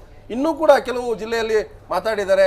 ಅದು ಹಾವೇರಿ ಇರ್ಬೋದು, ತುಮಕೂರು ಇರ್ಬೋದು, ಬೇರೆ ಬೇರೆ ಜಿಲ್ಲೆಯ ರೈತರು ಕೂಡ ಮತ್ತು ವರ್ತಕರು ಮಾತಾಡಿದರೆ ಬನ್ನಿ ನೋಡಿ. ₹500 ಬಂದ್ ಮಾಡಿದ ಮೇಲೆ ಸ್ಟಾರ್ಟಿಂಗ್ಲಿ ಸ್ವಲ್ಪ ಪ್ರಾಬ್ಲಮ್ ಆಗಿದೆ. ಇವಾಗ ನಮ್ಮ ಕಷ್ಟಗಳು ನೋಡಿ ನಮ್ಮ ಯಜಮಾನರುಗಳಲ್ಲಿ ಅಂಗಡಿ ಯಜಮಾನರಲ್ಲಿ ಸ್ವಲ್ಪ ನಮ್ಗೆ ಅವಕಾಶ ಮಾಡಿಕೊಟ್ಟು ಅದನ್ನ ಏನು ಅದೆಲ್ಲ ಕೊಟ್ಬಿಡ್ತಾರೆ. ಹಳೆ ನೋಟ್ಲ ನಮ್ಗೆ ಕೊಡಲ್ಲ, ಏನಿದ್ರಲ್ಲ 2,000 ನೋಟ್ ಕೊಡ್ತಾರೆ. ಅದೇ ಅಂಗಡಿ ಯಜಮಾನ ಹತ್ರ ಕೊಟ್ಟು ನಾವು ₹100 ನೋಟ್ ಇಸ್ಕೊಂಡ್ಬರ್ತೀವಿ. ನಮ್ಗೇನು ಅದನ್ನ ಬಗ್ಗೆ ಏನೂ ತೊಂದರೆ ಇಲ್ಲ. ಹಾಕೊಂಡಿದ್ದೆ, ಆದರೆ ನಾವು ಅಷ್ಟೊಂದು ನಮ್ದೆಲ್ಲ ತಮಿಳ್ನಾಡು ಕಡೆ, ಇಲ್ಲಿ ಏನಿಲ್ಲ, ನಮ್ಮ ತಮಿಳ್ನಾಡು ಕಡೆ ನಾವು ಆ ಥರ ಮಾಡ್ಕೊಂಡಿಲ್ಲ, ಇಲ್ಲಿ ಮಾಡ್ಕೊಂಡಿಲ್ಲ. ನಮಗೆಲ್ಲ ನಮ್ಮ ಅಂಗಡಿ ಯಜಮಾನರು ನಮಗೆ ಸಪೋರ್ಟ್ ಮಾಡೋರು, ಅದೇ ಥರ ನಮ್ಮ ಯಜಮಾನ ನಮಗೆ ಸಪೋರ್ಟ್ ಮಾಡೋರು. ಅವ್ರ ಸಮಸ್ಯೆ ಹಿಂಗೆ ಇರ್ತಾ ಗೊತ್ತಿಲ್ಲ, ಆದರೆ ನಮ್ಮ ಕಷ್ಟ ನೋಡಿ ಅದು ಕೊಟ್ಬಿಡ್ತಾರೆ. ನಮ್ಮ ಅಂಗಡಿ ಯಜಮಾನರ ಇರಲಿ ಇಲ್ಲ ನಮ್ಮ ಯಜಮಾನರ ಇರಲಿ ನಮ್ಗೆ ಸರಿ ಮಾಡಿ ಕೊಟ್ಬಿಡ್ತಾರೆ. ಪಾಪ ಅವರು ಏನು ಮಾಡ್ತಾವ್ರೆ, ಎಲ್ಲಿ ಹೋಗೋದು ಹಂಗಂತ ನಮ್ಗೆ ದಾರಿ ಮಾಡಿ ಕೊಟ್ಬಿಡ್ತಾರೆ. ಸಂಸಾರಕ್ಕೆ ಇದಕ್ಕೆ ಬೇಕಾದಷ್ಟು ಎಷ್ಟು ಅಮೌಂಟ್ 1,000-2,000 ಕೊಡ್ತಾರೆ, ಅದ್ರ ಮ್ಯಾಗ ನಾವು ಕವರ್ ಮಾಡ್ಕೊಂಡು ಹೊಂಟೀವಿ. ಈ ಬಂದಂಥ ಚೆಕ್ ಕೊಡ್ತಾರೆ, ಅದನ್ನು ಅಮೌಂಟ್ 2,000-2,500 ಕೊಡ್ತಾರೆ, ಅದನ್ನು ತೊಗೊಂಡು ಬಳಸ್ಕೊಂತ ಹೊಂಟೀವಿ. ಮತ್ತೇನು ಪ್ರಾಬ್ಲಮ್ ಇಲ್ಲ. ಹಾಂ, ಅಕೌಂಟ್ ಎಲ್ಲ ಅದ. ಹಾಂ, ಸಾಕಾಗಲ್ಲ ರೀ ಸರ್, ಸಾಕಾಗಿಲ್ಲ. ಮತ್ತು ಅಡ್ಜಸ್ಟ್ಮೆಂಟ್ ಮಾಡ್ಕೋಬೇಕು. ಮತ್ತು ನಿಮ್ಮಂಥವ್ರು ನಮ್ಮಂಥವ್ರು ಕೂಡ ಸಾಲ ಇಸ್ಕೊಳ್ಳೋದು, ಅವು ಬಂದಾಗ ಅಡ್ಜಸ್ಟ್ಮೆಂಟ್ ಮಾಡ್ತೀವಿ. ಈ ನೋಟ್ ಬ್ಯಾನ್ ಬಂದಾದಮೇಲೆ ವಿಶೇಷವಾಗಿ ರೈತರ ಮೇಲೆ ದೊಡ್ಡ ಸಮಸ್ಯೆ ಆಗಿರುವಂಥದ್ದಂತ ಇದ್ರೆ ಈ ನೋಟ್ ಬ್ಯಾನಿಂದ ನಾವು ರಾಶಿಯನ್ನು ಮಾಡ್ತಾ ಇದ್ದೇವೆ. ಕಟಾವು ಬಂದಂಥ ಪೀಕ್ಗಳನ್ನು ಕಟಾವು ಮಾಡೋಕ್ಕೆ ನಿಗದಿತ ಟೈಮ್ದಾಗ ಕಟಾವು ಮಾಡೋಕ್ಕಾಗಲಿಲ್ಲ. ಉದಾಹರಣೆಗೆ ಕಬ್ಬಾಗಿರ್ಬೋದು, ಭತ್ತ ಆಗಿರ್ಬೋದು. ನಾವು ಅದೇ ಟೈಮ್ದಾಗ ಕಟಾವು ಮಾಡಿದರೆ ನಮಗೆ ಲಾಭ ಬರ್ತೈತಿ. ಆ ಟೈಮ್ದಾಗ ಕಟಾವು ಮಾಡೋಕ್ಕಾಗಲಿಲ್ಲ. ಯಾಕೆಂದರೆ ಹೊಸ ನೋಟ್ ಬಂದು ಹಳೆ ನೋಟ್ ಯಾರೂ ಮುಟ್ಲಿಲ್ಲ. ನಾವು ಕಟಾವು ಮೊದಲೇ 12 ತಿಂಗಳಿಗೆ ಮಾಡಬೇಕಾಗಿದ್ದು 14 ತಿಂಗಳಿಗೆ ಬಂತು. ನಮ್ಮ ರೈತರು ಭೂಮಿ ಎಲ್ಲ ಮಾರಿದ್ರು. ಮಾರಿದಂಥ ದುಡ್ಡನ್ನು ನಾವು ತಂದು ಮನೆಯಾಗ ಇಟ್ಕೊಂಡು ಕುಂತಿದ್ದೆವು. ನಮಗಿದು ಯಾವುದೂ ಗೊತ್ತಿರಲಿಲ್ಲ ಬಂದ್ ಆಗ್ತೈತಿ ಅಂತೇಳಿ. ಇವತ್ತು ಲಕ್ಷ ಗಂಟ್ಲೆ ನಮಗೆ ಭೂಮಿಯನ್ನು ಮಾರಿ ದುಡ್ಡು ಬಂದೈತಿ. ಆ ದುಡ್ಡನ್ನು ಏನು ಮಾಡ್ಬೇಕಂತೇಳಿ ದಿಕ್ಕು ತೋರಿಸ್ತಾ ಇಲ್ಲ. ಹೀಗಾಗಿ ಒಂದೆರಡು ಹಲವಾರು ಸಮಸ್ಯೆಗಳು ಯಾವಾಗೂ ಕೂಡ ರೈತರಿಗೆ ಆಗ್ತಾವು. ಇವತ್ತು ಕೂಡ ರೈತರಿಗೆ ಲುಕ್ಷಣ ಆಗ್ತೈತಿ. ಇದನ್ನು ಸರ್ಕಾರ ನಮಗೆ ಈ ಲುಕ್ಷಣನ ತುಂಬಿಕೊಡ್ಬೇಕು. ಇಲ್ದಿದ್ರೆ ಮತ್ತೊಂದು ಐತಿ, ಈ ಸ್ವತಂತ್ರ ಸಿಕ್ಕ ಮೇಲೆ ರೈತರಿಗೆ ಯಾವ ರೀತಿ ಅನ್ಯಾಯ ಆಗೈತಿ. ಮತ್ತು ಈ ಮೋದಿ ಸರ್ಕಾರ ಬಂದ ಮೇಲೆ ಗೊಬ್ಬರದ ರೇಟ್ ಕಮ್ಮಿ ಆಯಿತು, ಇನ್ನು ಚಲೋ ಆಯಿತು, ಚಲೋ ದಿನ ಬರ್ತಾವಂದರೆ ಅಚ್ಚೇ ದಿನ ಅನ್ನುವಂಥದ್ದು ಕೇವಲ ನಮಗೆ ಬರವಣಿಗೆ ಮಂದಿಗೆ ಅಷ್ಟ ಆಯಿತು. ಇಡೀ ರೈತ ಕುಲಕ್ಕೆ ಅನ್ಯಾಯ ಆಗೈತಿ. ಇನ್ನಾದರೂ ಸರಿಪಡಿಸ್ಬೇಕಂತ ಹೇಳಕ್ಕೆ ಇಚ್ಛೆಪಡ್ತೀನಿ. ನಮಗೆ ರೈತರ ಸಮಸ್ಯೆಗಳು ವಿಪರೀತ ಸಮಸ್ಯೆ ಇದೆ. ಸುಮಾರು ಮಾಡೋದು ಒಳ್ಳೇದೇ ಇರ್ಬೋದು, ಬಟ್ ರೈತಗಳು ಭಾಳ ತೊಂದರೆ ಇದೆ. 2,000 ತೊಗೊಂಡಿದ್ರೆ ಒಂದು ಮೂಟೆ ಗೊಬ್ಬರ ಬಂದು ₹1,200. ನಾವು 4 ಮೂಟೆ 5 ಮೂಟೆ ಗೊಬ್ಬರಗಳು ಹಾಕ್ಬೇಕದು. ಕೂಲಿಯವ್ರು ಬಂದು ₹200 ಕೂಲಿ ಕೊಡಬೇಕು. ಇಲ್ಲಿಂದ ಬಂದು ಔಷಧಿಗಳು ಬಂದು ₹3,000-4,000 ಔಷಧಿಗಳು ತೊಗೊಳ್ಬೇಕು. ವಾರದಲ್ಲಿ ಇವ್ರು 2,000 ಕೊಟ್ಟರೆ ಕೂಲಿಯವ್ರು ಕೊಡೋದು, ನಾವು ಮೊಟ್ಟೆಗೆ ಜೀವನ ಮಾಡೋದ ಇಲ್ಲ ಅಕಸ್ಮಾತ್ ಗೊಬ್ಬರಗಳು ಹಾಕೋದ, ಏನು ಮಾಡೋದ ನಾವು? ಬೆಳೆಗಳ ಸಮಸ್ಯೆಯಲ್ಲಿ ನಾವು ಬೆಳೆಗಳು ಬೆಳೆದ್ರೆ ಅಲ್ಲಿ ಮಾರ್ಕೆಟಲ್ಲಿ ಬೆಲೆಗಳಿಲ್ಲ, ಅಲ್ಲಿ ಬರೋ ಅಮೌಂಟ್ ಇಲ್ಲಿ ಕೂಲಿಯವ್ರಿಗೆ ಸಲ್ಲಂಗಿಲ್ಲ. ನಮ್ಮ ದೊಡ್ಡ ಸಮಸ್ಯೆನೇ ರೈತಗಳಿಗೆ. ಬೆಳೆಗಳು ಆಲ್ರೆಡಿ ಇದೆ, ಚಿಕ್ಕಡಿಕಾಯಿ ಇದೆ, ಡಚ್ ಇದೆ, ಅದರಲ್ಲಿ ಕೂಲಿಯವ್ರಿಗೆ ನಾವು 200 ರೂಪಾಯಿ ಕೂಲಿ ಮಾಡಿಬಿಟ್ಟಾರೆ. ರೇಷನ್ ರೇಟ್ ಹೆಚ್ಚಾಗೈತೆ ಅಂದ್ಬಿಟ್ಟು ಅವ್ರದ್ದು ಸಮಸ್ಯೆಗಳಿದೆ. ಅವ್ರ ಸಮಸ್ಯೆಗೆ ನಾವು ಸಂಧಾನ ಮಾಡ್ಬೇಕಾದ್ರೆ ತುಂಬ ಕಷ್ಟ ಇದೆ ನಮಗೆ. ಸರ್ಕಾರ ಇರ್ತಕ್ಕಂಥ SBI ಬ್ಯಾಂಕು ATM ಜಾಸ್ತಿ ವರ್ಕ್ ಆಗೋದಿಲ್ಲ. ಅದು ಬೇರೆ ಬ್ಯಾಂಕಲ್ಲಿ ಸಿಗ್ತಕ್ಕಂಥ ಅಮೌಂಟ್ ಅದ್ರಲ್ಲಿ ಸಿಗೋದಿಲ್ಲ, ಫಾಸ್ಟಾಗಿ ಸಿಗೋದಿಲ್ಲ. ಅದೇನು ಪ್ರಾಬ್ಲಮ್, ಅದು ಏನು ಕನ್ವಿನ್ಸ್ ತರಿಸ್ಕೋಬೇಕಾ ಅಥವಾ ಏನು ಪ್ರೊಸೀಸ್ ಮಾಡ್ಬೇಕಂತ ಗೊತ್ತಾಗ್ತಾರೆ ಸರಿಯಾಗಿ. ಬಟ್ ಕ್ಯೂ ನಿಂತ್ಕೊಳ್ತಾರೆ, ಕ್ಯೂ ನಿಂತ್ಕೊಂಡು ಪ್ರಾಬ್ಲಮ್ ಆಗುತ್ತೆ ಹೊರತು ಅದು ಅಮೌಂಟ್ ಸಿಗೋದು ಸರಿಯಾಗಿ. ಯಾವಾಗೂ ಪ್ರಾಬ್ಲಮ್ ಆಗುತ್ತೆ. ATM ಸ್ವಲ್ಪ ಜನಕ್ಕೆ ಬರುತ್ತೆ, ಒಂದು 10% ಬರುತ್ತೆ, ಒಂದು 90% ಕ್ಯೂ ನಿಂತ್ಕೊಂಡು ಮತ್ತೆ ವಾಪಸ್ ಹೋಗ್ತಾರೆ. ಅದೇ ಪ್ರಾಬ್ಲಮ್ ಜಾಸ್ತಿ ಆಗ್ತಾರೆ. ಬಡವರೆಲ್ಲ ಇವಾಗಲೂ ಕಷ್ಟ ಬೀಳ್ಬೇಕು, ಇನ್ನು ಮುಂದೆನೇ ಬೀಳಬೇಕು. 5 ವರ್ಷ ಮುಂದೆ ತಗೊಂಬರ್ತೀನಿ, ಎಲ್ಲರೂ ಒಂದೇ ಮಾಡ್ತೀನಿ ಅಂತ ಬಿಟ್ಟು ಮೋದಿಯವ್ರು ಮಾಡಿಬಿಟ್ಟು ಇವತ್ತು ಮಾಡಿರೋದೇನು? ಹಿಂದೆ ಎತ್ತು ಬಿಸಾಕಿ ಇನ್ನೂ 15 ವರ್ಷ ಹಿಂದೆ ಸಾಯಿರಿ ಅಂತ ಹೇಳ್ಬಿಟ್ಟು ಇರ್ತಕ್ಕಂಥ ಇನ್ನು 5 ವರ್ಷ ಮುಂದಕ್ಕೆ ಹಾಕಿದ್ದಾರೆ ಅಷ್ಟೇ. ಬಡವ್ರಿಗೆ ಯಾರಿಗೂ ಅನುಕೂಲ ಆಗಲ್ಲ, ಮುಂದೇನೂ ಆಗಲ್ಲ ಸರ್. ಪಕ್ಕ ಈ ಸಮಸ್ಯೆ ಹಿಂಗೆ ಇದ್ದೇ ಇರುತ್ತೆ ನೋಡಿ. ಎಲ್ಲ ಕೆಲಸ ಕಾರ್ಯ ಎಲ್ಲ ಬಿಟ್ಟು ಬಂದು ಗಂಟೆಗಟ್ಟಲೆ ಇಲ್ಲಿ ಕ್ಯೂ ನಿಂತ್ಕೊಳ್ಳೋದು, ಅದು ಬರೋದು ಎಷ್ಟು? ಬರೀ 2,000. ಬ್ಯಾಂಕಲ್ಲಿ ಹೋದರೆ ಎಷ್ಟೋ ಬರೀ 10,000 ಕೊಡ್ತಾರೆ, ಏನೋ ವಾರಕ್ಕೆ 24,000 ಅಂತ ಹೇಳ್ಬಿಟ್ಟು ಯಾವುದು ಯೂಸ್ ಆಗ್ತಾ ಇಲ್ಲ ಅಲ್ಲ. ಈ ಕಡೆ ಊಟಕ್ಕಿಲ್ಲದ್ರೆ ಅಳಿಬೇಕಾಗಿತ್ತು ಜನ, ಆತ ಪರಿಸ್ಥಿತಿ ಆಗ್ಬಿಟ್ಟದೆ. ಏನು ನೋಡಿ ಅಂದ್ರೆ ಎಲ್ಲ ಸಾವುಕಾರಗಳೆಲ್ಲ ಚೆಕ್ಕ ಕೊಡತ್ತಾರ ರೀ. ಹಮಾರುಗಳಿಗೆ ಚಿಲ್ಲರ್ ಪ್ರಾಬ್ಲಮ್ ಆಗೈತ್ರಿ ಎಲ್ಲ. ATM ಅದು ಇಲ್ರಿ, ನಮ್ದು ಖಾತೆ ಅದಾವ್ರಿ. ಖರೀ ನಮ್ಮ ಹಳ್ಯಾದ ಖಾತೆ ರೀ ಎಲ್ಲ. ಇಲ್ಲಿ ಏನು ಖಾತೆ ಇಲ್ಲ, ಏನಿಲ್ಲ. ಸಾವುಕಾರೆಲ್ಲ 500 ನೋಟನ್ನ ತೊಗೋನತ್ತಾರ, ಇಲ್ಲ ರೀ ಚೆಕ್ ತೊಗೋನತ್ತಾರ. ನೋಟ್ ತೊಗೋನತ್ತಾರ ರೀ. ಅದ್ರ ಸಲುವಾಗಿ ನಮ್ಗೆ ಹಮಾಲ್ ಈಗೆಲ್ಲ ಬಂದ್ ಆಗೈತ್ರಿ ಹಳೆ ನೋಟ. ಅದಕ್ಕೆ ಅವ್ರು ಹಮಾಲಿನೂ ನಮ್ದೇನು 6 ತಿಂಗಳಿಗೊಮ್ಮೆ ಲೆಕ್ಕ ಕೊಡ್ತಾರೆ ಬಿಡ್ರಿ, ಆದರೂ ಚೆಕ್ ತೊಗೊಂತಾರೆ ರೀ. ನಮ್ಗೇನೀಗ ಹಮಾಲಿ ಎಷ್ಟಾಗೈತೆ ಅಷ್ಟು ಕೊಡ್ತಾರೆ ರೀ ಚೆಕ್. ಇಲ್ಲ ರೀ, ನಮ್ದು ತಿಂಗಳಗಟ್ಲೆ ಹಮಾಲಿ ರೀ. ಹಾಂ, ಏನಾದ ಒಂದ್ಸಲ 10,000 ಬರ್ತೈತಿ, ಒಂದ್ಸಲ 8,000 ಬರ್ತೈತಿ. ಇನ್ನೂ ಏನು ಹಾಕಿಲ್ಲ ನಾವು, ಚೆಕ್ಕನ್ನು ತೊಗೊಂಡಿಲ್ರಿ ಇನ್ನೂ. ಒಟ್ಟೆ ತೊಗೊಂಡಿಲ್ಲ ನಾವು, ನಮ್ಮ ಇಲ್ಲಿ ಖಾತೆ. ಸೊ ಅಂದರೆ ಈಗ ಗ್ರಾಮೀಣ ಭಾಗದಲ್ಲಿ ಇರ್ತಕ್ಕಂಥ ಏನು ಅಕೌಂಟ್ ಇಲ್ಲ, ATM ಕಾರ್ಡ್ ಇಲ್ಲ, ಚೆಕ್ ಇಲ್ಲ ಅಂಥವ್ರೆಲ್ಲರೂ ಕೂಡ ಬ್ಯಾಂಕಿಂಗ್ ಬರಲೇಬೇಕು. ಸೊ ಅದಕ್ಕೆ ಇದು ಪದ್ಧತಿ ತಂದಿರೋದು. ಯಾರೂ ಕೂಡ ಕೈಯಲ್ಲಿ 100 ರೂಪಾಯಿ 1,000 ರೂಪಾಯಿ ವ್ಯವಹಾರ ಮಾಡೋಂಗಿಲ್ಲ.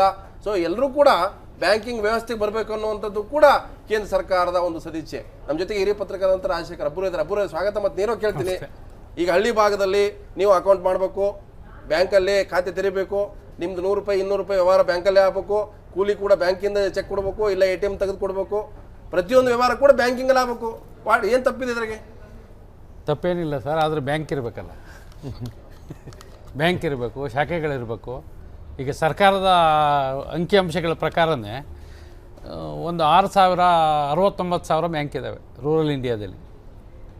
6 ಲಕ್ಷ ಒಟ್ಟು ಬ್ಯಾಂಕ್ ಇದರೊಳಗೆ. 6 ಲಕ್ಷ ಹಳ್ಳಿಗಳ 6 ಲಕ್ಷ ಹಳ್ಳಿಗಳಲ್ಲಿ 69,000 ಬ್ಯಾಂಕ್ ಇದ್ದಾವೆ. ಎಲ್ಲಿಂದ ಎಲ್ಲಿಗೆ ಬರುತ್ತೆ? ಇನ್ನು ಒಂದು. ಆಮೇಲೆ ಮೋದಿಯವರು ಇನ್ನು ದೊಡ್ಡ ಪಟ್ಟಣಗಳ ವಿಚಾರನೂ ತೊಗೊಂಡ್ರು ಅಷ್ಟೇ. ಈಗ ನಮ್ಮಿಂದ ಬ್ಯಾಂಕಿಗೆ ತುಂಬಿಸ್ಕೊಂಡಿರೋ ಹಣ 12,000 ಕೋಟಿ. 12 ಲಕ್ಷ, ಆಲ್ಮೋಸ್ಟ್ 12 ಲಕ್ಷ ಕೋಟಿ, 1,000 ಕೋಟಿ. ಹಾಂ, ಅಷ್ಟಕ್ಕೆ ಮುಟ್ಟಿದೆ. ಆದರೆ ಬ್ಯಾಂಕಿಗೆ ತುಂಬಿರೋದು ಎಷ್ಟು? ಇವರು 4.25 ಲಕ್ಷ ಕೋಟಿ ಇವತ್ತುವರೆಗೆ RBI ತುಂಬಿರೋದು. ಸೊ 1/3 ಆಫ್ ದಿ ಅಮೌಂಟು ಕೂಡ 2.5 ಲಕ್ಷ ಕೋಟಿ ಬರಬೇಕು. ಅದಕ್ಕೆ ನೀವು ಕರೆಕ್ಟ್ ಮ್ಯಾಚ್ ಮಾಡಬೇಕಾದ್ರೆ ಹಣ ನಮ್ಮ ಹಣನ ಬ್ಯಾಂಕಿಗೆ ತುಂಬಿಸ್ಕೊಂಡ್ರು ಈಸಿಯಾಗಿ. ಆದರೆ ಜನಗಳಿಗೆ ಹಣ ಸಿಗದಂಗೆ ಮಾಡಿಟ್ಟವ್ರೆ. ಇದ್ರ ಉದ್ದೇಶ ಏನು? ನಮ್ಮ ಕೈಯಲ್ಲಿ ದುಡ್ಡು ಐತೆ, ತೊಳಂಗಿಲ್ಲ, ದುಡ್ಡಿಲ್ಲ. ಆಮೇಲೆ ಎಲ್ಲೋದ್ರೂ ಅವ್ರು ಹೇಳಿದ ಒಂದು ಮಾತನ್ನು ಕೂಡ ಯಾವ ಬ್ಯಾಂಕ್ದವರು ನಡೆಸ್ಕೊಡ್ತಾ ಇಲ್ಲ. ನಿಮಗೆ ಬ್ಯಾಂಕಿನವರು ಫಜಿತಿ ಆಗಿದೆ. ರಾತ್ರಿ ಕೆಲಸ ಮಾಡಿ 2,000 ರೂಪಾಯಿ ಅಂತಾರೆ ನೋಡಿ. ಇವತ್ತು ಇದು ಹಿಂದೂ ಟೈಮ್ ಪತ್ರಿಕೆಯಲ್ಲಿ ತಮಿಳುನಾಡಲ್ಲಿ ಪಬ್ಲಿಕ್ ಸೆಕ್ಟರ್ ಬ್ಯಾಂಕ್ ಅಂತ ಪ್ರೈವೇಟ್ ಬ್ಯಾಂಕಿಗೆ 12,000 ಕೋಟಿ ರೂಪಾಯಿ ಹಾಕಿದ್ದಾರೆ, ಪಬ್ಲಿಕ್ ಸೆಕ್ಟರ್ ಬ್ಯಾಂಕಿಗೆ 6,000 ಕೋಟಿ ಹಾಕಿದ್ದಾರೆ. ಈ ಪ್ರೈವೇಟ್ ಬ್ಯಾಂಕಿಗೆ ಹಾಕಿರ್ತಕ್ಕಂಥದ್ದು ದಂಧೆ ಅಂತ. ಇದು all India bankers association release ಮಾಡಿರೋ ಡಾಟಾ. ಆಕ್ಸಿಸ್ ಬ್ಯಾಂಕ್ ಇನ್ನೇನು ಅದರ ಲೈಸೆನ್ಸೇ ರದ್ದು ಮಾಡ್ತೀವಿ ಅಂತ ಹೇಳಿ ಆಗಲೇ ಒಂದು ಇಂಡಿಕೇಶನ್ ಕೊಟ್ಟಿದ್ದಾರೆ. ನೀವು ಆದಷ್ಟು ಬೇಗ ಬೇರೆ ಬ್ಯಾಂಕ್ ಸಿಕ್ಕಿದ್ದಾರೆ, RBI ಆಫೀಸರ್ ಸಿಕ್ಕಿದ್ದಾನೆ ಇವತ್ತು. ಆಮೇಲೆ ಅದು ಫಸ್ಟ್ ಟೈಮು ಕರಪ್ಷನ್ ಇವರು ನಿಲ್ಲಿಸ್ಬಿಡ್ತೀವಿ ಅಂತ ಹೇಳಿ ಹೊರಟ್ರಲ್ಲ. RBI ನಲ್ಲಿ ಕರಪ್ಷನ್ ಇರಲಿಲ್ಲ. ಫಸ್ಟ್ ಟೈಮ್ RBI ಆಫೀಸರ್ಸು ಕೂಡ ಕರಪ್ಷನ್ ಇಳಿದ್ಬಿಟ್ರು. ಅಂದ್ರೆ ಎಲ್ಲರೂ ಕೂಡ ಇದ್ದಾರೆ, ಮಿಲಾಪಿ ಇದ್ದಾರೆ, ಎಲ್ಲರೂ ಸೇರಿದ ಕೈ. ರಾಜಶೇಖರ್ ಬರ್ತೀನಿ. ನಾನು ಗುಲ್ಬರ್ಗದ ವಿಜಯ ಕನ್ನಡ ಪತ್ರಿಕೆಯ ಪತ್ರಕರ್ತರಂತ ಯಡ್ರಾಮಿ ನಂಬರಲ್ಲಿ ಬಸವರಾಜ್ ಯಡ್ರಾಮಿ ಇದ್ದಾರೆ. ಯಡ್ರಾಮಿ ಅವರೇ, ಇವತ್ತು ಗ್ರಾಮೀಣ ಭಾಗದಲ್ಲಿ ತಾವು ಕೂಡ ನೋಡಿದ್ರಿ, ವಿಶೇಷವಾಗಿ ಹೈದರಾಬಾದ್, ಕರ್ನಾಟಕ, ಈ ನೋಟ್ ಬ್ಯಾನಿಂದ ಏನು ಪರಿಣಾಮ ಆಗಿದೆ? ನಿಜವಾಗ್ಲೂ ಒಳ್ಳೇದಾಗಿದೆಯಾ ಅಥವಾ ದುಷ್ಪರಿಣಾಮ ಆಗಿದೆ? ನಮಸ್ಕಾರ ಹುಗಾರ್ ಸರ್, ಎಲ್ಲ ಸುದ್ದಿ ಟಿವಿ ವೀಕ್ಷಕರೆಲ್ಲರೂ ನಮಸ್ಕಾರ. ವಿಶೇಷ ಅಂತಂದ್ರೆ ಈ ನೋಟ್ಗಳು ಬ್ಯಾನ್ ಮಾಡಿರೋದು ಬರೀ ನಾಮಕಾವಸ್ಥೆ, ಬಹುತೇಕ ಗ್ರಾಮೀಣ ಜನರಿಗೆ ಸಿಕ್ಕಾಪಟ್ಟೆ ಸಮಸ್ಯೆ ಆಗಿದೆ ಸಹಿತ ನಮ್ಮಲ್ಲಿ. ಅಂದ್ರೆ ಮೇಲ್ನೋಟಕ್ಕೆ ಜನ ಅದನ್ನ ಸಹಿಸಿಕೊಳ್ಳೋ ರೀತಿಯಲ್ಲಿ ಯಾವುದೋ ಒಂದು ಭಾವನೆ ತರ ಏನೋ ಒಂದು ಈ ಭಾವನೆಗಳಿಂದಾಗಿ ಜನ ನಮ್ಗೇನು ತೊಂದರೆ ಆಗಿಲ್ಲ ಅಂತ ಹೇಳ್ಕೊಳ್ತಾ ಇದ್ರು ಸಹ, ಅಂದ್ರೆ ಹೊಟ್ಟೆಯಿಂದ ಹೊರಗೆ ಹೇಳ್ತಾ ಇಲ್ಲ. ಹೊಟ್ಟೆಂದ ಯಾರು ಹೇಳ್ತಾ ಇಲ್ರಿ, ಬಟ್ ತ್ರಾಸ ಬಹಳ ಅದ ಎಲ್ಲರಿಗಿರಿ, ತ್ರಾಸ ಅದ. ಯಾಕಂತಂದ್ರೆ ಈಗ ಸಣ್ಣ ಒಂದು ಉದಾಹರಣೆ ಅಂತಂದ್ರೆ, ಈಗ ಯಾದಗಿರಿ ಮತ್ತು ಕಲಬುರಗಿ ಜಿಲ್ಲೆಯಲ್ಲಿ ಈಗ ಈ ತಿಂಗಳಿಂದ ಈ ಭತ್ತದ ರಾಶಿ ಸ್ಟಾರ್ಟ್ ಆಗಿದ್ರಿ. ಆ ಭತ್ತದ ರಾಶಿ ಖರೀದಿ ಆಗಿದ್ರಿ, ತಗೊಳಿಕ್ ಯಾರು ಮುಂದೆ ಬರ್ಲಾಗ್ಯಾರ ಸದ್ಯಲ್ರಿ. ದುಡ್ಡಿಲ್ಲ ಯಾರ ಕೈಗೆ? ದುಡ್ಡಿದೆ ರೀ, ದುಡ್ಡು ಹಳೆ ನೋಡ್ ಕೊಡ್ತಾರೆ ಕೆಲವೊಬ್ರು, ಹಳೆ ನೋಡ್ ಕೊಡ್ತೀವಿ ತಗೋರಿ ಅಂತ ರೈತರು. ಅವ್ರು ತಗೊಂಡೆಲ್ಲಿ ಹೋಗ್ಬೇಕ್ರಿ ಅವ್ರು. ಆ ತಗೊಂಡ್ರೆ ಬ್ಯಾಂಕ್ಗೆ ಹಾಕ್ಬೇಕು, ಇಲ್ಲ ಅಂದ್ರೆ ಒಂದು 2.5 ಲಕ್ಷಕ್ಕೆ ಹೆಚ್ಚಿಗಾದ್ರೆ ಇನ್ಕಮ್ ಟ್ಯಾಕ್ಸ್ ಅದು ಇದು ಬೇರೆ ಬೇರೆ ಕಾರಣಗಳಿಂದ ಯಾರು ಹಿಂದೆ ಹಾಕ್ಲಿಕ್ಕೆ ರೊಕ್ಕ ತಗೊಳಕ್ರಿ. ವ್ಯಾಪಾರಿಗಳು ಸಹ ಜನರಿಗೆ ತಗೋತಾ ಇಲ್ರಿ. ಹಿಂಗಾಗಿ ಬಹಳ ಸಮಸ್ಯೆ ಆಗ್ಬಿಟ್ಟಿದ್ರಿ ರೈತರಿಗೆ. ಒಂದ್ರಿ, ಎರಡನೇದು ವಿಶೇಷ ಈ ಮದುವೆ ಮುಂಜಿ ಸೀಸನ್ ಸ್ಟಾರ್ಟ್ ಆಗಿದೆ ಸದ್ಯ. ಈ ಮದುವೆ ಮುಂಜಿ ಸೀಸನ್ ಸ್ಟಾರ್ಟ್ ಆಗಿ ಮದುವೆಗ ಆಯರಿ ಮಾಡ್ತಾರಲ್ರಿ, ಆಯರಿ. ಆ ಮುಯಿ ಮಾಡುವಲ್ಲಿ ಈ 500 ರೂಪಾಯಿ ನೋಟು 1000 ನೋಟು ಬರೆಸ್ತಾ ಇದ್ದಾರೆ. ಪಾಪ ಅವರಿಗೂ ಪಾಪ ಬೇಜಾರದ, ಮುಯಿ ಬರ್ಸ್ಕೊಳ್ಳೋರಿಗೆ ಬೇಜಾರದು. ಹೌದು, ಅದು ದೊಡ್ಡ ಇವು ಬಹಳ ಸಣ್ಣ ಸಮಸ್ಯೆ, ನೋಡ್ಲಿಕ್ಕೆ ಸಣ್ಣ ಅನಿಸ್ತದೆ ರೀ, ಬಟ್ ಇವೆಲ್ಲ ಜನರಿಗೆ ತ್ರಾಸ ಬಹಳ ಒಟ್ಟು ಹೇಳ್ಕೊಳ್ಳಂಗ ಆಗ್ಬಿಟ್ಟದ. ಮತ್ತೆ ಇನ್ನೊಂದು ಎಡ್ರಾಮಿ ಸರ್, ಇನ್ನೊಂದ್ರೆ ಈಗ ಗುಲ್ಬರ್ಗ, ಹೈದರಾಬಾದ್, ಕರ್ನಾಟಕದ ಸೆಂಟರ್ ಪಾಯಿಂಟ್ ತೊಗರಿಗೆ, ಇಡೀ ವಿಶ್ವಕ್ಕೆ ತೊಗರಿ ಕಣಜ ಗುಲ್ಬರ್ಗ. ಇವತ್ತು ಅಡತ್ನಲ್ಲೂ ಕೂಡ ಬಹಳ ಪರಿಸ್ಥಿತಿ ಗಂಭೀರ ಆಗೈತೆ ಅಲ್ಲಿ. ತೊಗರಿ, ಜೋಳ, ಉದ್ದ, ಹೆಸರ. ಕಲಬುರಗಿಯಾಗ ಅಡತಿ ವ್ಯಾಪಾರಿಗಳು ಸಹ ಬಾರಿ ಪರೇಶಾನ್ ಆಗ್ಯಾರ ಕೂರ್ತೀರಿ. ಹೆಂಗಪ್ಪ ಅಂತಂದ್ರೆ ತೊಗರಿ ಇವತ್ತು ನೋಡ್ರಿ, ಈ ಮೊನ್ನೆ ಈ 1 ವಾರ ಹಿಂದಾನೆ 10,500 ರೂಪಾಯಿ ಇತ್ತು ತೊಗರಿ ರೇಟ್. ಇವತ್ತು 4,000 ರೂಪಾಯಿ ತೊಗರಿ ರೇಟ್ ಹೇಳ್ಬಿಟ್ಟು 6,000 ರೂಪಾಯಿ ವ್ಯತ್ಯಾಸ ಆಗಿದೆ ಒಂದು ತಿಂಗಳಿಗೆ. ತೊಗರಿ ತೊಗರಿನೇ ಮೇನ್ ಎಕನಾಮಿಕಲ್ ಇದು ಕಮರ್ಷಿಯಲ್ ಕ್ರಾಪ್ ಆಗಿದೆ. ತಗೊಲಿಕ್ ಸರ್ ವ್ಯಾಪಾರಸ್ಥರು ಹಿಂದೆ ಹಾಕ್ಲಿಕ್ಕೆ ಅಂತ ಸಮಸ್ಯೆ ಇಲ್ಲ ಇಲ್ಲಿ ಪರಿಸ್ಥಿತಿ. ಬಟ್ ಒಂದ್ರಿ ಬೆಡ್ರಾಮಿ ಅವರೇ, ನೀವು ಕೂಡ ಬಹಳ ವರ್ಷಗಳಿಂದ ಇದ್ರೆ, ನಾವು ಕೂಡ ಇದನ್ನ ದೇಶಭಕ್ತಿಗೆ ಹೋಲಿಸ್ತಾ ಇದ್ರೆ ನಂಗೆ ಇದೇ ಬಹಳ ಶಾಕ್ ಆಗ್ತದೆ ಸರ್. ನಮಗೆ ಕೆಲವೊಂದ್ ಜನ ಈ ಸಾಮಾಜಿಕ ತಾಣ ಫೇಸ್ಬುಕ್, ಟ್ವಿಟರ್ ಗಳಲ್ಲಿ ಹಾಕ್ತಾರೆ, ನಾನು ಕ್ಯೂದಲ್ಲಿ ನಿಂತು ನೋಟ್ ತಗೊಂಡು ದೇಶಭಕ್ತಿ ಮೆರಿತೀನಿ ಅಂತ ಹೇಳ್ತಾರೆ. ದೇಶಭಕ್ತಿ ಟ್ವಿಟರ್, ಫೇಸ್ಬುಕ್ ಅಲ್ಲಿ, ವಾಟ್ಸ್ಆಪ್ ಅಲ್ಲಿ ಬರ್ತದೆ, ನಾನು ನೋಡ್ತೀವಲ್ರಿ ಕೆಲವೊಂದು ಮೆಸೇಜ್ ಪಾಸ್ ಆಗ್ತಾವಲ್ರಿ. ಅವ್ರ ಕೆಲವೊಬ್ರು ಹೇಳ್ಕೊಡ್ತಾರ, ನಾನು ದೇಶಭಕ್ತಿ ಮೆರಿತೀನಿ, ಕ್ಯೂ ಅಲ್ಲಿ ನಿಂತು ರೊಕ್ಕ ತಗೋತೀನಿ ಅಂತ. ಬಟ್ ದೇಶಭಕ್ತಿ ಮೆರಿಬೇಕಂದ್ರೆ ಒಂದು ಕ್ಯೂ ಅಲ್ಲಿ ನಿಂತು ರೊಕ್ಕ ತಗೊಂಡ್ರೆ ದೇಶಭಕ್ತಿ ಮೆರದಂಗ ಆಗಲ್ವಾ? ರೈತರು ನಿಜವಾದ ದೇಶಭಕ್ತರು, ಅವ್ರ ಅನ್ನ ಕೊಡೋ ದೇಶಕ್ಕೆ ಅಸಲಿ ಅನ್ನ ಕೊಡೋರು ಅವ್ರಿ. ಅವ್ರ ದೇಶಭಕ್ತರು ಅಲ್ಲ ಅನ್ನೋ ಪರಿಸ್ಥಿತಿ ಬಂದ್ಬಿಟ್ಟಾರೆ ಸದ್ರಿ. ಆ ಪರಿಸ್ಥಿತಿ ಬಿಂಬಿಸ್ಲಿಕ್ಕತ್ತಾರ ಒಂದ್. ಆಮೇಲೆ ಈ ನೋಟ್ ಬದ್ಲಿ ಮಾಡಿದ್ರೆ ದೇಶ ಬದ್ಲಿ ಆತನ್ರಿ. ನೋಟ್ ಬದಲಿ ಆದ್ರೆ ದೇಶ ಬದಲಿ ಆಗಲ್ಲ. ಬಟ್ ಆದ್ರೆ ಯಾಕೆ ಈ ತರ ಆಗ್ಲಿಕ್ಕತ್ತದ? ಬಟ್ ಸಾಕಷ್ಟು ದುಡ್ಡಿದೆ ಅಂತ ಬ್ಯಾಂಕ್ನಾಗ ಹೇಳಿಕತ್ರು, ರೈತರ ಕೈಗೆ, ಸಣ್ಣ ಪುಟ್ಟ ವ್ಯಾಪಾರಿಗಳ ಕೈಗೆ ಸಿಗ್ತಾ ಇಲ್ರಿ ಇವತ್ತು ಸಮಸ್ಯೆ ಇಲ್ಲಿ ಮೇಜರ್ ಆಗಿ. ಈ ತರ ದೊಡ್ಡ ಬಸವರಾಜ ರೆಡ್ಡಿ ಥ್ಯಾಂಕ್ ಯು. ಯಾಕಂದ್ರೆ ನೀವು ಆ ಭಾಗದ ವಾಸ್ತವ ಚಿತ್ರಣ ಹೇಳಿದೆ. ನಾನು ಬಸವರಾಜ ರೆಡ್ಡಿ, ವಿಜಯ ಕರ್ನಾಟಕ ಪತ್ರಕರ್ತರು, ಬಹಳ ಅದ್ಭುತವಾಗಿ ಹೇಳಿದ್ರು. ನಮ್ಮ ಕಡೆ ಈ ಸಾಮಾನ್ಯವಾಗಿ ಸಣ್ಣ ಮಕ್ಕಳು ಹುಟ್ಟಿದಾಗ ಹೋಗೋದು, ಆಮೇಲೆ ಮದುವೆ ಕಾರ್ಯಕ್ರಮ, ನಮ್ಮ ಕಡೆ ಮುಯಿ ಆಯರ್ ಅಂತ ಅಲ್ಲೂ ಕೂಡ ಎಫೆಕ್ಟ್ ಆಗಿದೆ. ಕೊಡ್ಬೇಕು ಅನ್ನೋದು ಪದ್ಧತಿ, ಅವ್ರು ಇಸ್ಕೋಬೇಕು ಅನ್ನೋದು ಪದ್ಧತಿ, ಇಬ್ರಿಗೂ ಅವಮಾನ ಅದು. ಇದರದ ಪರಿಣಾಮ ಬಹಳ ವ್ಯಾಪಕವಾಗಿದೆ. ಯಾಕೆಂದ್ರೆ ಇಡೀ ದೇಶ ಇದು ಕ್ಯಾಶ್ಲೆಸ್ ಆಗಿಲ್ಲದೆ ಇದ್ದಿದ್ರಿಂದ ಈ ದೇಶ ಬಿಡಿ, UK US ಇವತ್ತಿನ ತನಕ ಇನ್ನೂ ಕ್ಯಾಶ್ಲೆಸ್ ಆಗಿಲ್ಲ. ಅಮೆರಿಕದಾಗ 8% ಜನರ ಹತ್ರ ಅಕೌಂಟೇ ಇಲ್ಲ. ಹೌದು, ಈಗ ನಾವು ಗ್ರಾಮೀಣ ಭಾಗ ಅಂತ ಮಾತಾಡಿದ್ವಿ.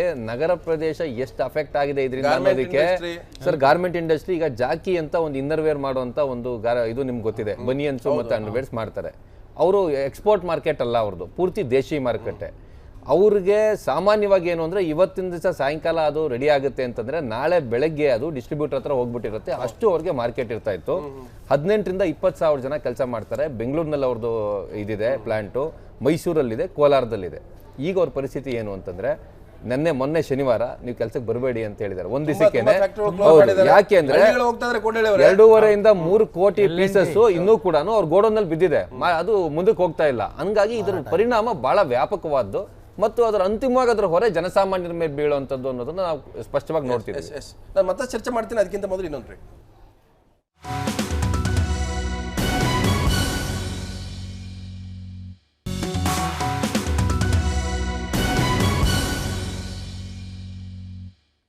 ಖಾಸಗಿ ಪರ ವಿಶೇಷ ಚರ್ಚೆ ಕೊನೆ ಅಂತ ಇದ್ದೀವಿ. ಕೋಟಳೆಯವರೇ, ಇವತ್ತು ಗ್ರಾಮೀಣ ಭಾಗದಲ್ಲಿ ಇವತ್ತು ಕೊಯ್ಲು ಈ ಸದ್ಯ ಟೈಮು ಮೆಕ್ಕೆಜೋಳ ಮುಗೀತು, ಅದು ರೇಟ್ ಸಿಗಲಿಲ್ಲ. ಈರುಳ್ಳಿಗೆ ಇವತ್ತು ಕೇಳೋರಿಲ್ಲ. ಇವತ್ತು ತೊಗರಿ ನಮ್ಮ ಕಡೆ ವಿಶೇಷವಾಗಿ ಹೈದರಾಬಾದ್ ಕರ್ನಾಟಕ ತೊಗರಿನೇ ಮೇನು. ಆಮೇಲೆ ಕಬ್ಬಿಂದು ಇವತ್ತು ಸಂಪೂರ್ಣ ನಿಂತೋಗಿದೆ, ಆಲೆಮನೆ ನಿಂತೋಗಿದೆ. ಇವನು ಉತ್ತರ ಭಾರತದಲ್ಲೂ ಕೂಡ ಭಾಳ ಸಮಸ್ಯೆ ಆಗಿದೆ. ವಲಸೆ ಹೋಗತಕ್ಕಂಥ ಸಂಖ್ಯೆ, ಬೆಂಗಳೂರು ಬಂದವರು ರೂರಲ್ಗೆ ಹೋಗ್ತಾರೆ, ಗ್ರಾಮೀಣ ಭಾಗದವರು ಅಲ್ಲಿ ಏನೂ ಇಲ್ಲ ಅಂತೇಳಿ ವಾಪಸ್ ಬರ್ತಾ ಇದ್ದಾರೆ. ಇದು ಒಂಥರ ವಿರುದ್ಧ ಪರಿಣಾಮಗಳು. ನೋಡಿ, ಇದನ್ನು ಅರ್ಥ ಆಗಬೇಕಾಗಿತ್ತು. ಇದು ಅರ್ಥ ಆಗದಿಲ್ಲದವ್ರದ್ದು ಎಕನಾಮಿಕ್ಸ್. ಇದು ಈಗ ಟೋಟಲಿ ಗ್ರಾಮೀಣ ಪ್ರದೇಶದಲ್ಲಿ ಹಣದ ಸರ್ಕ್ಯುಲೇಷನ್ ಏನಿದೆ ಅದು ನಿಂತು ಬಿಟ್ಟಿದೆ. ಇವರು ಬ್ಲ್ಯಾಕ್ ಮನಿ ಅಂತಾರಲ್ಲ, ಬ್ಲ್ಯಾಕ್ ಮನಿ ನೋಡಿ, ನಮ್ಮ ಮಾರುಕಟ್ಟೆ, ದೇಶದ ಕೃಷಿ ಮಾರುಕಟ್ಟೆ ಇದೆಯಲ್ಲ, ಕೃಷಿ ಮಾರುಕಟ್ಟೆಗೆ ಎಂಟ್ರಿ ಆಗೋದು ಉತ್ಪಾದನೆಯ ಕೇವಲ 18ರಿಂದ 19% ಅಷ್ಟೇ ಮಾರುಕಟ್ಟೆಗೆ ಎಂಟ್ರಿ ಆಗೋದು. ಉಳಿದಿದ್ದೆಲ್ಲ ಮಾರುಕಟ್ಟೆಯಿಂದ ಹೊರಗಡೆನೆ ವ್ಯಾಪಾರ ಆಗಿಬಿಡುತ್ತೆ. ಹಣ್ಣು, ತರಕಾರಿ ಇತ್ಯಾದಿ ಎಲ್ಲದೂ ಎಲ್ಲ ಹೊರಗಡೆನೆ ಮಾರಾಟ ಆಗುತ್ತೆ. ಈ ಎಷ್ಟು ಪರ್ಸೆಂಟ್ ಇದೆಯೋ ಇಷ್ಟು ಪರ್ಸೆಂಟು ಸರ್ಕಾರದ ಗಣನೆಗೆ ಬರ್ದಂಗೆ ನಡೀತಕ್ಕಂಥ ವ್ಯವಹಾರಗಳು. ಇಲ್ಲಿ ಸೃಷ್ಟಿಯಾಗುವಂಥದ್ದೇ ಬ್ಲ್ಯಾಕ್ ಮನಿ. ಇದು ಬ್ಲ್ಯಾಕ್ ಮನಿ ನಾನು ದುಡ್ದಿದ್ದೀನಿ ಅಂತ ಅವನ ಅಕೌಂಟಲ್ಲಿ ತೋರ್ಸಕ್ಕೆ ಹೋಗೋದಿಲ್ಲ. ಈ ಬ್ಲ್ಯಾಕ್ ಮನಿಯನ್ನು ನಿಯಂತ್ರಣ ಮಾಡಲಿಕ್ಕೆ ಇವ್ರಿಗೆ ಸಾಧ್ಯ ಆಗ್ತಾ ಇಲ್ಲ. ಒಂದು ಪ್ರಾಪರ್ ಚಾನಲನ್ನು ಎಲ್ಲಿಂದ ಶುರು ಮಾಡಬೇಕು, ಹಳ್ಳಿಯಿಂದ ಶುರು ಮಾಡಿ ದಿಲ್ಲಿವರೆಗೆ ತಗೊಂಡು ಹೋಗ್ಬೇಕು. ಇವ್ರು ಹಂಗೆ ಮಾಡ್ತಾ ಇಲ್ಲ. ದಿಲ್ಲಿಲಿ ಶುರು ಮಾಡಿಬಿಟ್ಟು ಆಮೇಲೆ ಎಲ್ಲರೂ ಫಾಲೋ ಮಾಡಿರಿ ಅಂತ ಹೇಳ್ತಕ್ಕಂಥದ್ದು ಇದೆಯಲ್ಲ, ಇದನ್ನೇ ಮೂರ್ಖತನ ಅಂತ ಹೇಳ್ತಾ ಇರೋದು. ಕಲಿವಿರವ್ರೆ, ಇವತ್ತು ಒಂದು ಸರ್ವೆ ಮಾಡಿದೆ ಎಕನಾಮಿಕ್ಸ್ ಟೈಮ್ಸ್. ನಂಗೆ ಭಾಳ ವಿಶೇಷ ಅಂದರೆ ಇಂಗ್ಲೀಷ್ ಪತ್ರಿಕೆ ಇದಾವೆ, ಎಕನಾಮಿಕ್ಸ್ ಟೈಮ್ಸು, ಫೈನಾನ್ಷಿಯಲ್ ಎಕ್ಸ್ಪ್ರೆಸ್ಸು, ಆಮೇಲೆ ಮಿಂಟು. ಇವ್ರು ನಿಜವಾಗ್ಲೂ ಕೂಡ ಬಹಳ ವಾಸ್ತವವಾಗಿ ಅವರೇ ಮಾಡ್ತಾ ಇರೋದು. ಅನೇಕ ಕೆಲವು ಮಾಧ್ಯಮದವರು ಎಮೋಷನಲ್ ಆಗಿ ಮಾಡ್ತಾ ಇದ್ವಿ. ನಿಜವಾಗ್ಲೂ ಕೂಡ 28% ಜನ ಹಳೆ ನೋಟ್ಗಳು ಇಟ್ಕೊಂಡು ಕೂತಿರಂತ. ಬಹಳ ಜನ ಗೊತ್ತೇ ಇಲ್ಲ ಅವ್ರಿಗೆ ಈ 30 ಒಳಗೆ ಹಾಕ್ಬೇಕು ಅನ್ನೋದು. ಕೆಲವರಿಗೆ ಇಂಟ್ರೆಸ್ಟ್ ಇಲ್ಲ ಅಂತ ಹಾಕೋದು.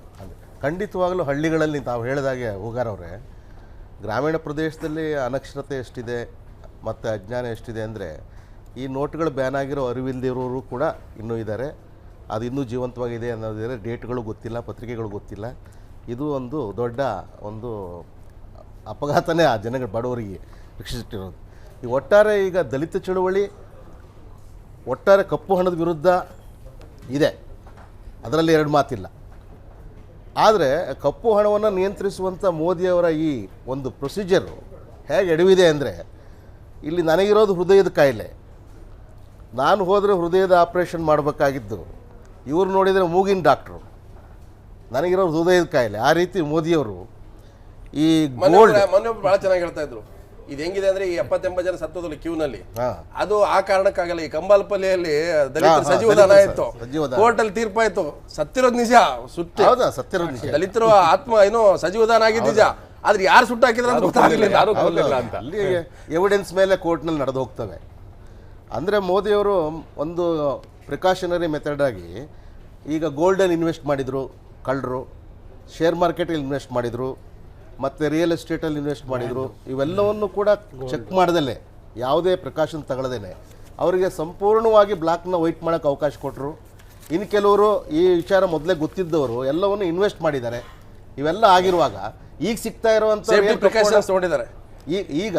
ಈಗ ಸಿಗ್ತಾ ಇರೋರೆಲ್ಲ ಸಣ್ಣ ಸಣ್ಣ ಏನು ಅವ್ಯವಹಾರ ಮಾಡಿದವ್ರು ಸಿಗ್ತಾ ಇದ್ದಾರೆ. ದೊಡ್ಡವರೆಲ್ಲರೂ ಕೂಡ ವೈಟ್ ಮಾಡಿ ಹಾಕಿದ್ದಾರೆ. ಸಬ್ಬೂರವ್ರೆ, ಇದು ಇಂಡಿಯನ್ ಎಕ್ಸ್ಪ್ರೆಸ್ ಒಂದು ಕಾರ್ಟೂನ್ ಭಾಳ ಚೆನ್ನಾಗಿದೆ, ಕ್ಯಾರಿಕೇಚರ್ ಮಾಡಿರೋದು. ಇದ್ರಾಗ ಏನಂದರೆ, ಈ ನಮ್ಮ ಕಡೆ ಬೋರ್ವೆಲ್ ಅಂತೀವಲ್ಲ, ಕೊಳವೆ, ಅದ್ರಾಗ ATM ಕೊಳವೆಗೆ ಅವನು ಹೊಡಿತಾ ಇದ್ದಾರೆ, ನೀರೇ ಬರ್ತಾ ಇಲ್ಲ. ಸೊ ಇದು ನಿಜವಾಗಲೂ ತುಂಬ ಕ್ಲಿಯರ್ ಕಟ್ ಪಿಕ್ಚರ್ ಇದೆ. ಗ್ರಾಮೀಣ ಭಾರತದ ಕ್ಲಿಯರ್ ಪಿಕ್ಚರ್ ಇದರಲ್ಲಿ ಭಾಳ ಅದ್ಭುತವಾಗಿ ಬರೆದರೆ. ಅವ್ರಿಗೊಂದು ಥ್ಯಾಂಕ್ಸ್ ಹೇಳ್ಬೇಕು, ಅಮಿತ್ ಬಾಂಡ್ರೆ ಅಂತ ಹೇಳ್ಬಿಟ್ಟು.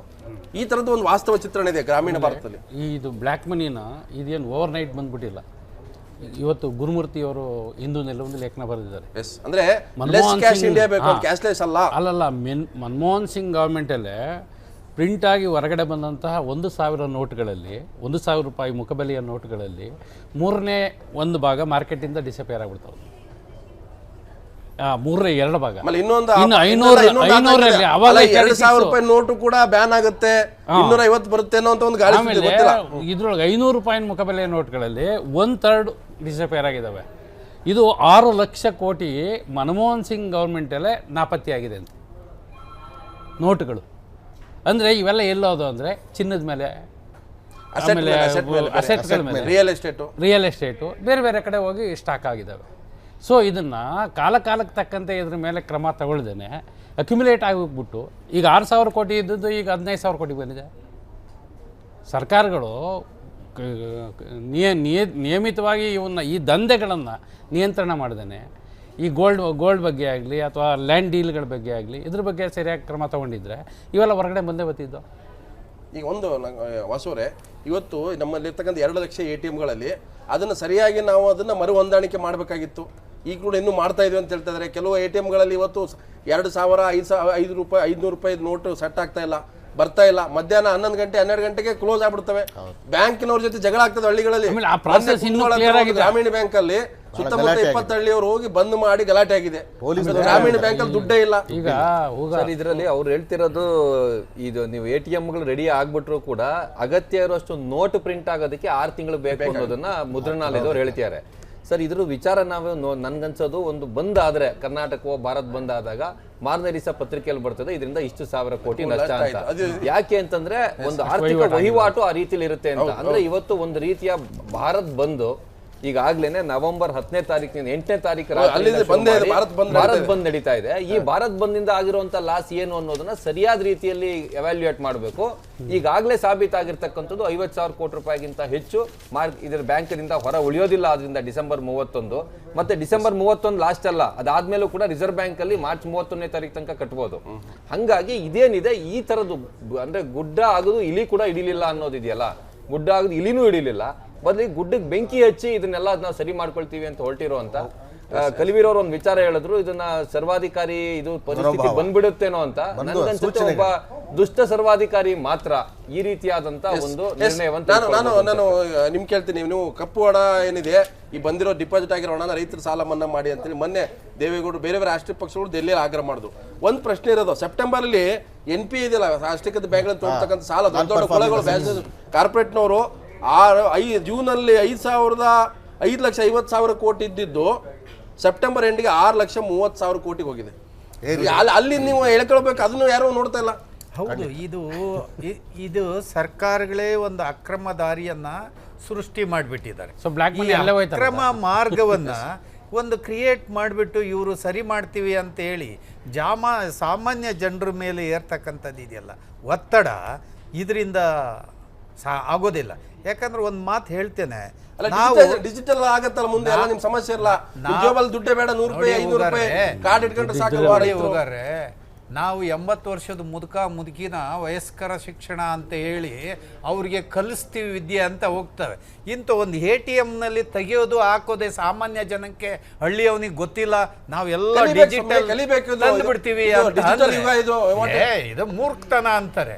ಒಂದು ಕಾಮನ್ ಸೆನ್ಸ್, ಒಂದು ಸಾಮಾನ್ಯ ಜನಕ್ಕೆ ಒಂದು ಎಜುಕೇಶನ್ ಕೊಡ್ದಲೆ ಇದು ಬಲವಂತವಾಗಿ ಏರ್ತಕ್ಕಂಥದ್ದು ಇದೆಯಲ್ಲ, ಇದನ್ನ ಮೂರ್ಖತನ ಅಂದಲೆ ಮತ್ತೇನು ಅನ್ಬೇಕು? ಸಫರ್ ಆಗಿ ಒಂದು ಸ್ವಲ್ಪ ದಿವಸ ಆಗುತ್ತೆ, ಆಮೇಲೆ ಸರಿ ಹೋಗುತ್ತಲ್ಲ, ಲಾಂಗ್ ಟರ್ಮ್ ಇಂಪ್ಯಾಕ್ಟ್ ಆಗುತ್ತೆ. ಒಂದ್ ವೇಳೆ ಅದರಿಂದ ಒಳ್ಳೇದೇ ಆಗೋದಾದ್ರೆ ಸರ್, ಇವತ್ತು ಬಹಳ ಸ್ಪಷ್ಟವಾಗಿದೆ, ಕಪ್ಪು ಹಣದ ಮೂಲಕ್ಕೆ ಕೈ ಹಾಕಿದೆ. ಕಳೆದ ವರ್ಷ 2015ರಲ್ಲಿ ಅಂಬಾನಿ ಬಯೋಮೆಟ್ರಿಕ್ಸ್ ಅನ್ನೋ ಬೇನಾಮಿ ಕಂಪನಿಯಿಂದ ಸಿಂಗಾಪುರ್ಗೆ ಹೋಗಿ 9,000 ಕೋಟಿ ರೂಪಾಯಿ ಅದನ್ನ ಇದ್ ಮಾಡ್ಕೊಂಡ್ ಬಂದಿದ್ದಾರೆ. ಸುಪ್ರೀಂ ಕೋರ್ಟ್ಗೆ ಪ್ರಶಾಂತ್ ಭೂಷಣ್ ಅವರು ಒಂದು PA ಲಾಕಿನ ಸಲ್ಲಿಸಿದ್ದಾರೆ. ಇವತ್ತಿನ ತನಕ ಒಂದು FIR ದಾಖಲಾಗಿಲ್ಲ. ಕಪ್ಪು ಹಣದ ಮೂಲಕ್ಕೆ ಕೈ ಹಾಕಿದೆ. ಇಡೀ ದೇಶಾದ್ಯಂತ ಭಾರತ್ ಬಂದ್ ವಾತಾವರಣ ಚರ್ಚೆ ಮುಗಿಸ್ತಾ ಇದ್ದೇನೆ. ಕಲಿವಿರವರೇ, ಹಳ್ಳಿಗಳಲ್ಲಿ ಕುರಿ, ಕೋಳಿ, ಎಮ್ಮೆ, ದನ ಕರುಗಳ ವ್ಯಾಪಾರ ಚೆಕ್ ಅಲ್ಲಿ ಆಗಲ್ಲ, ಡೆಬಿಟ್ ಕಾರ್ಡ್ ಅಲ್ಲಿ ಆಗಲ್ಲ, ATM ಅಲ್ಲಿ ಆಗಲ್ಲ. ಈ ನಾಳೆ ಅವರು ಕೂಡ ATM ಕಾರ್ಡ್ ಸ್ವೈಪಿಂಗ್ ಮಿಷಿನ್ ಇಟ್ಕೋಬೇಕು. ಖಂಡಿತ ಸಾಧ್ಯವಿಲ್ಲ. ಅದೊಂದು ಹಾಸ್ಯಾಸ್ಪದ ವಿಚಾರ. ಮೋದಿ ಅವರು ಮಾಡ್ತಾ ಇರೋದು ಗ್ರಾಮೀಣ ಭಾರತನೇ ಅವ್ರಿಗೆ ಅರ್ಥನೇ ಆಗಿಲ್ಲ. ಎಲ್ಲ ಕ್ಯಾಶ್ ಟ್ರಾನ್ಸಾಕ್ಷನ್ ಅರ್ಥ ಆಗಿಲ್ಲ, ಚರ್ಚೆಯಲ್ಲಿ ಮಾಡೋರಿಗೆ ಅರ್ಥ ಆಗಿಲ್ಲ.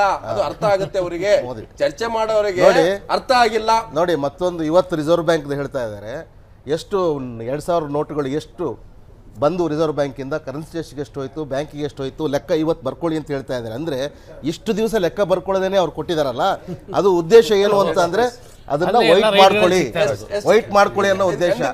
ಅಂದ್ರೆ ಎಷ್ಟು ಪ್ರೊಸೀಜರ್ ಗೊತ್ತಿರಲ್ವ ಮೋದಿಗೆ. ಈ ಸಂಕಟ ಸದ್ಯಕ್ಕೆ ಮುಗಿಯುವಂತದ್ದಲ್ಲ, ಡಿಸೆಂಬರ್ 30 ನಂತರ ಕೂಡ ಮುಂದುವರಿಯುತ್ತೆ. ಯಾಕಂತಂದ್ರೆ ಬಹಳಷ್ಟು ಜನ ಆರ್ಥಿಕ ತಜ್ಞರು ಹೇಳ್ತಾರೆ, ಇದು 1 ತಿಂಗಳು ಸಮಸ್ಯೆ ಅಲ್ಲ, ಇದು 3, 4, 5, 6 ತಿಂಗಳಾಗುತ್ತೆ.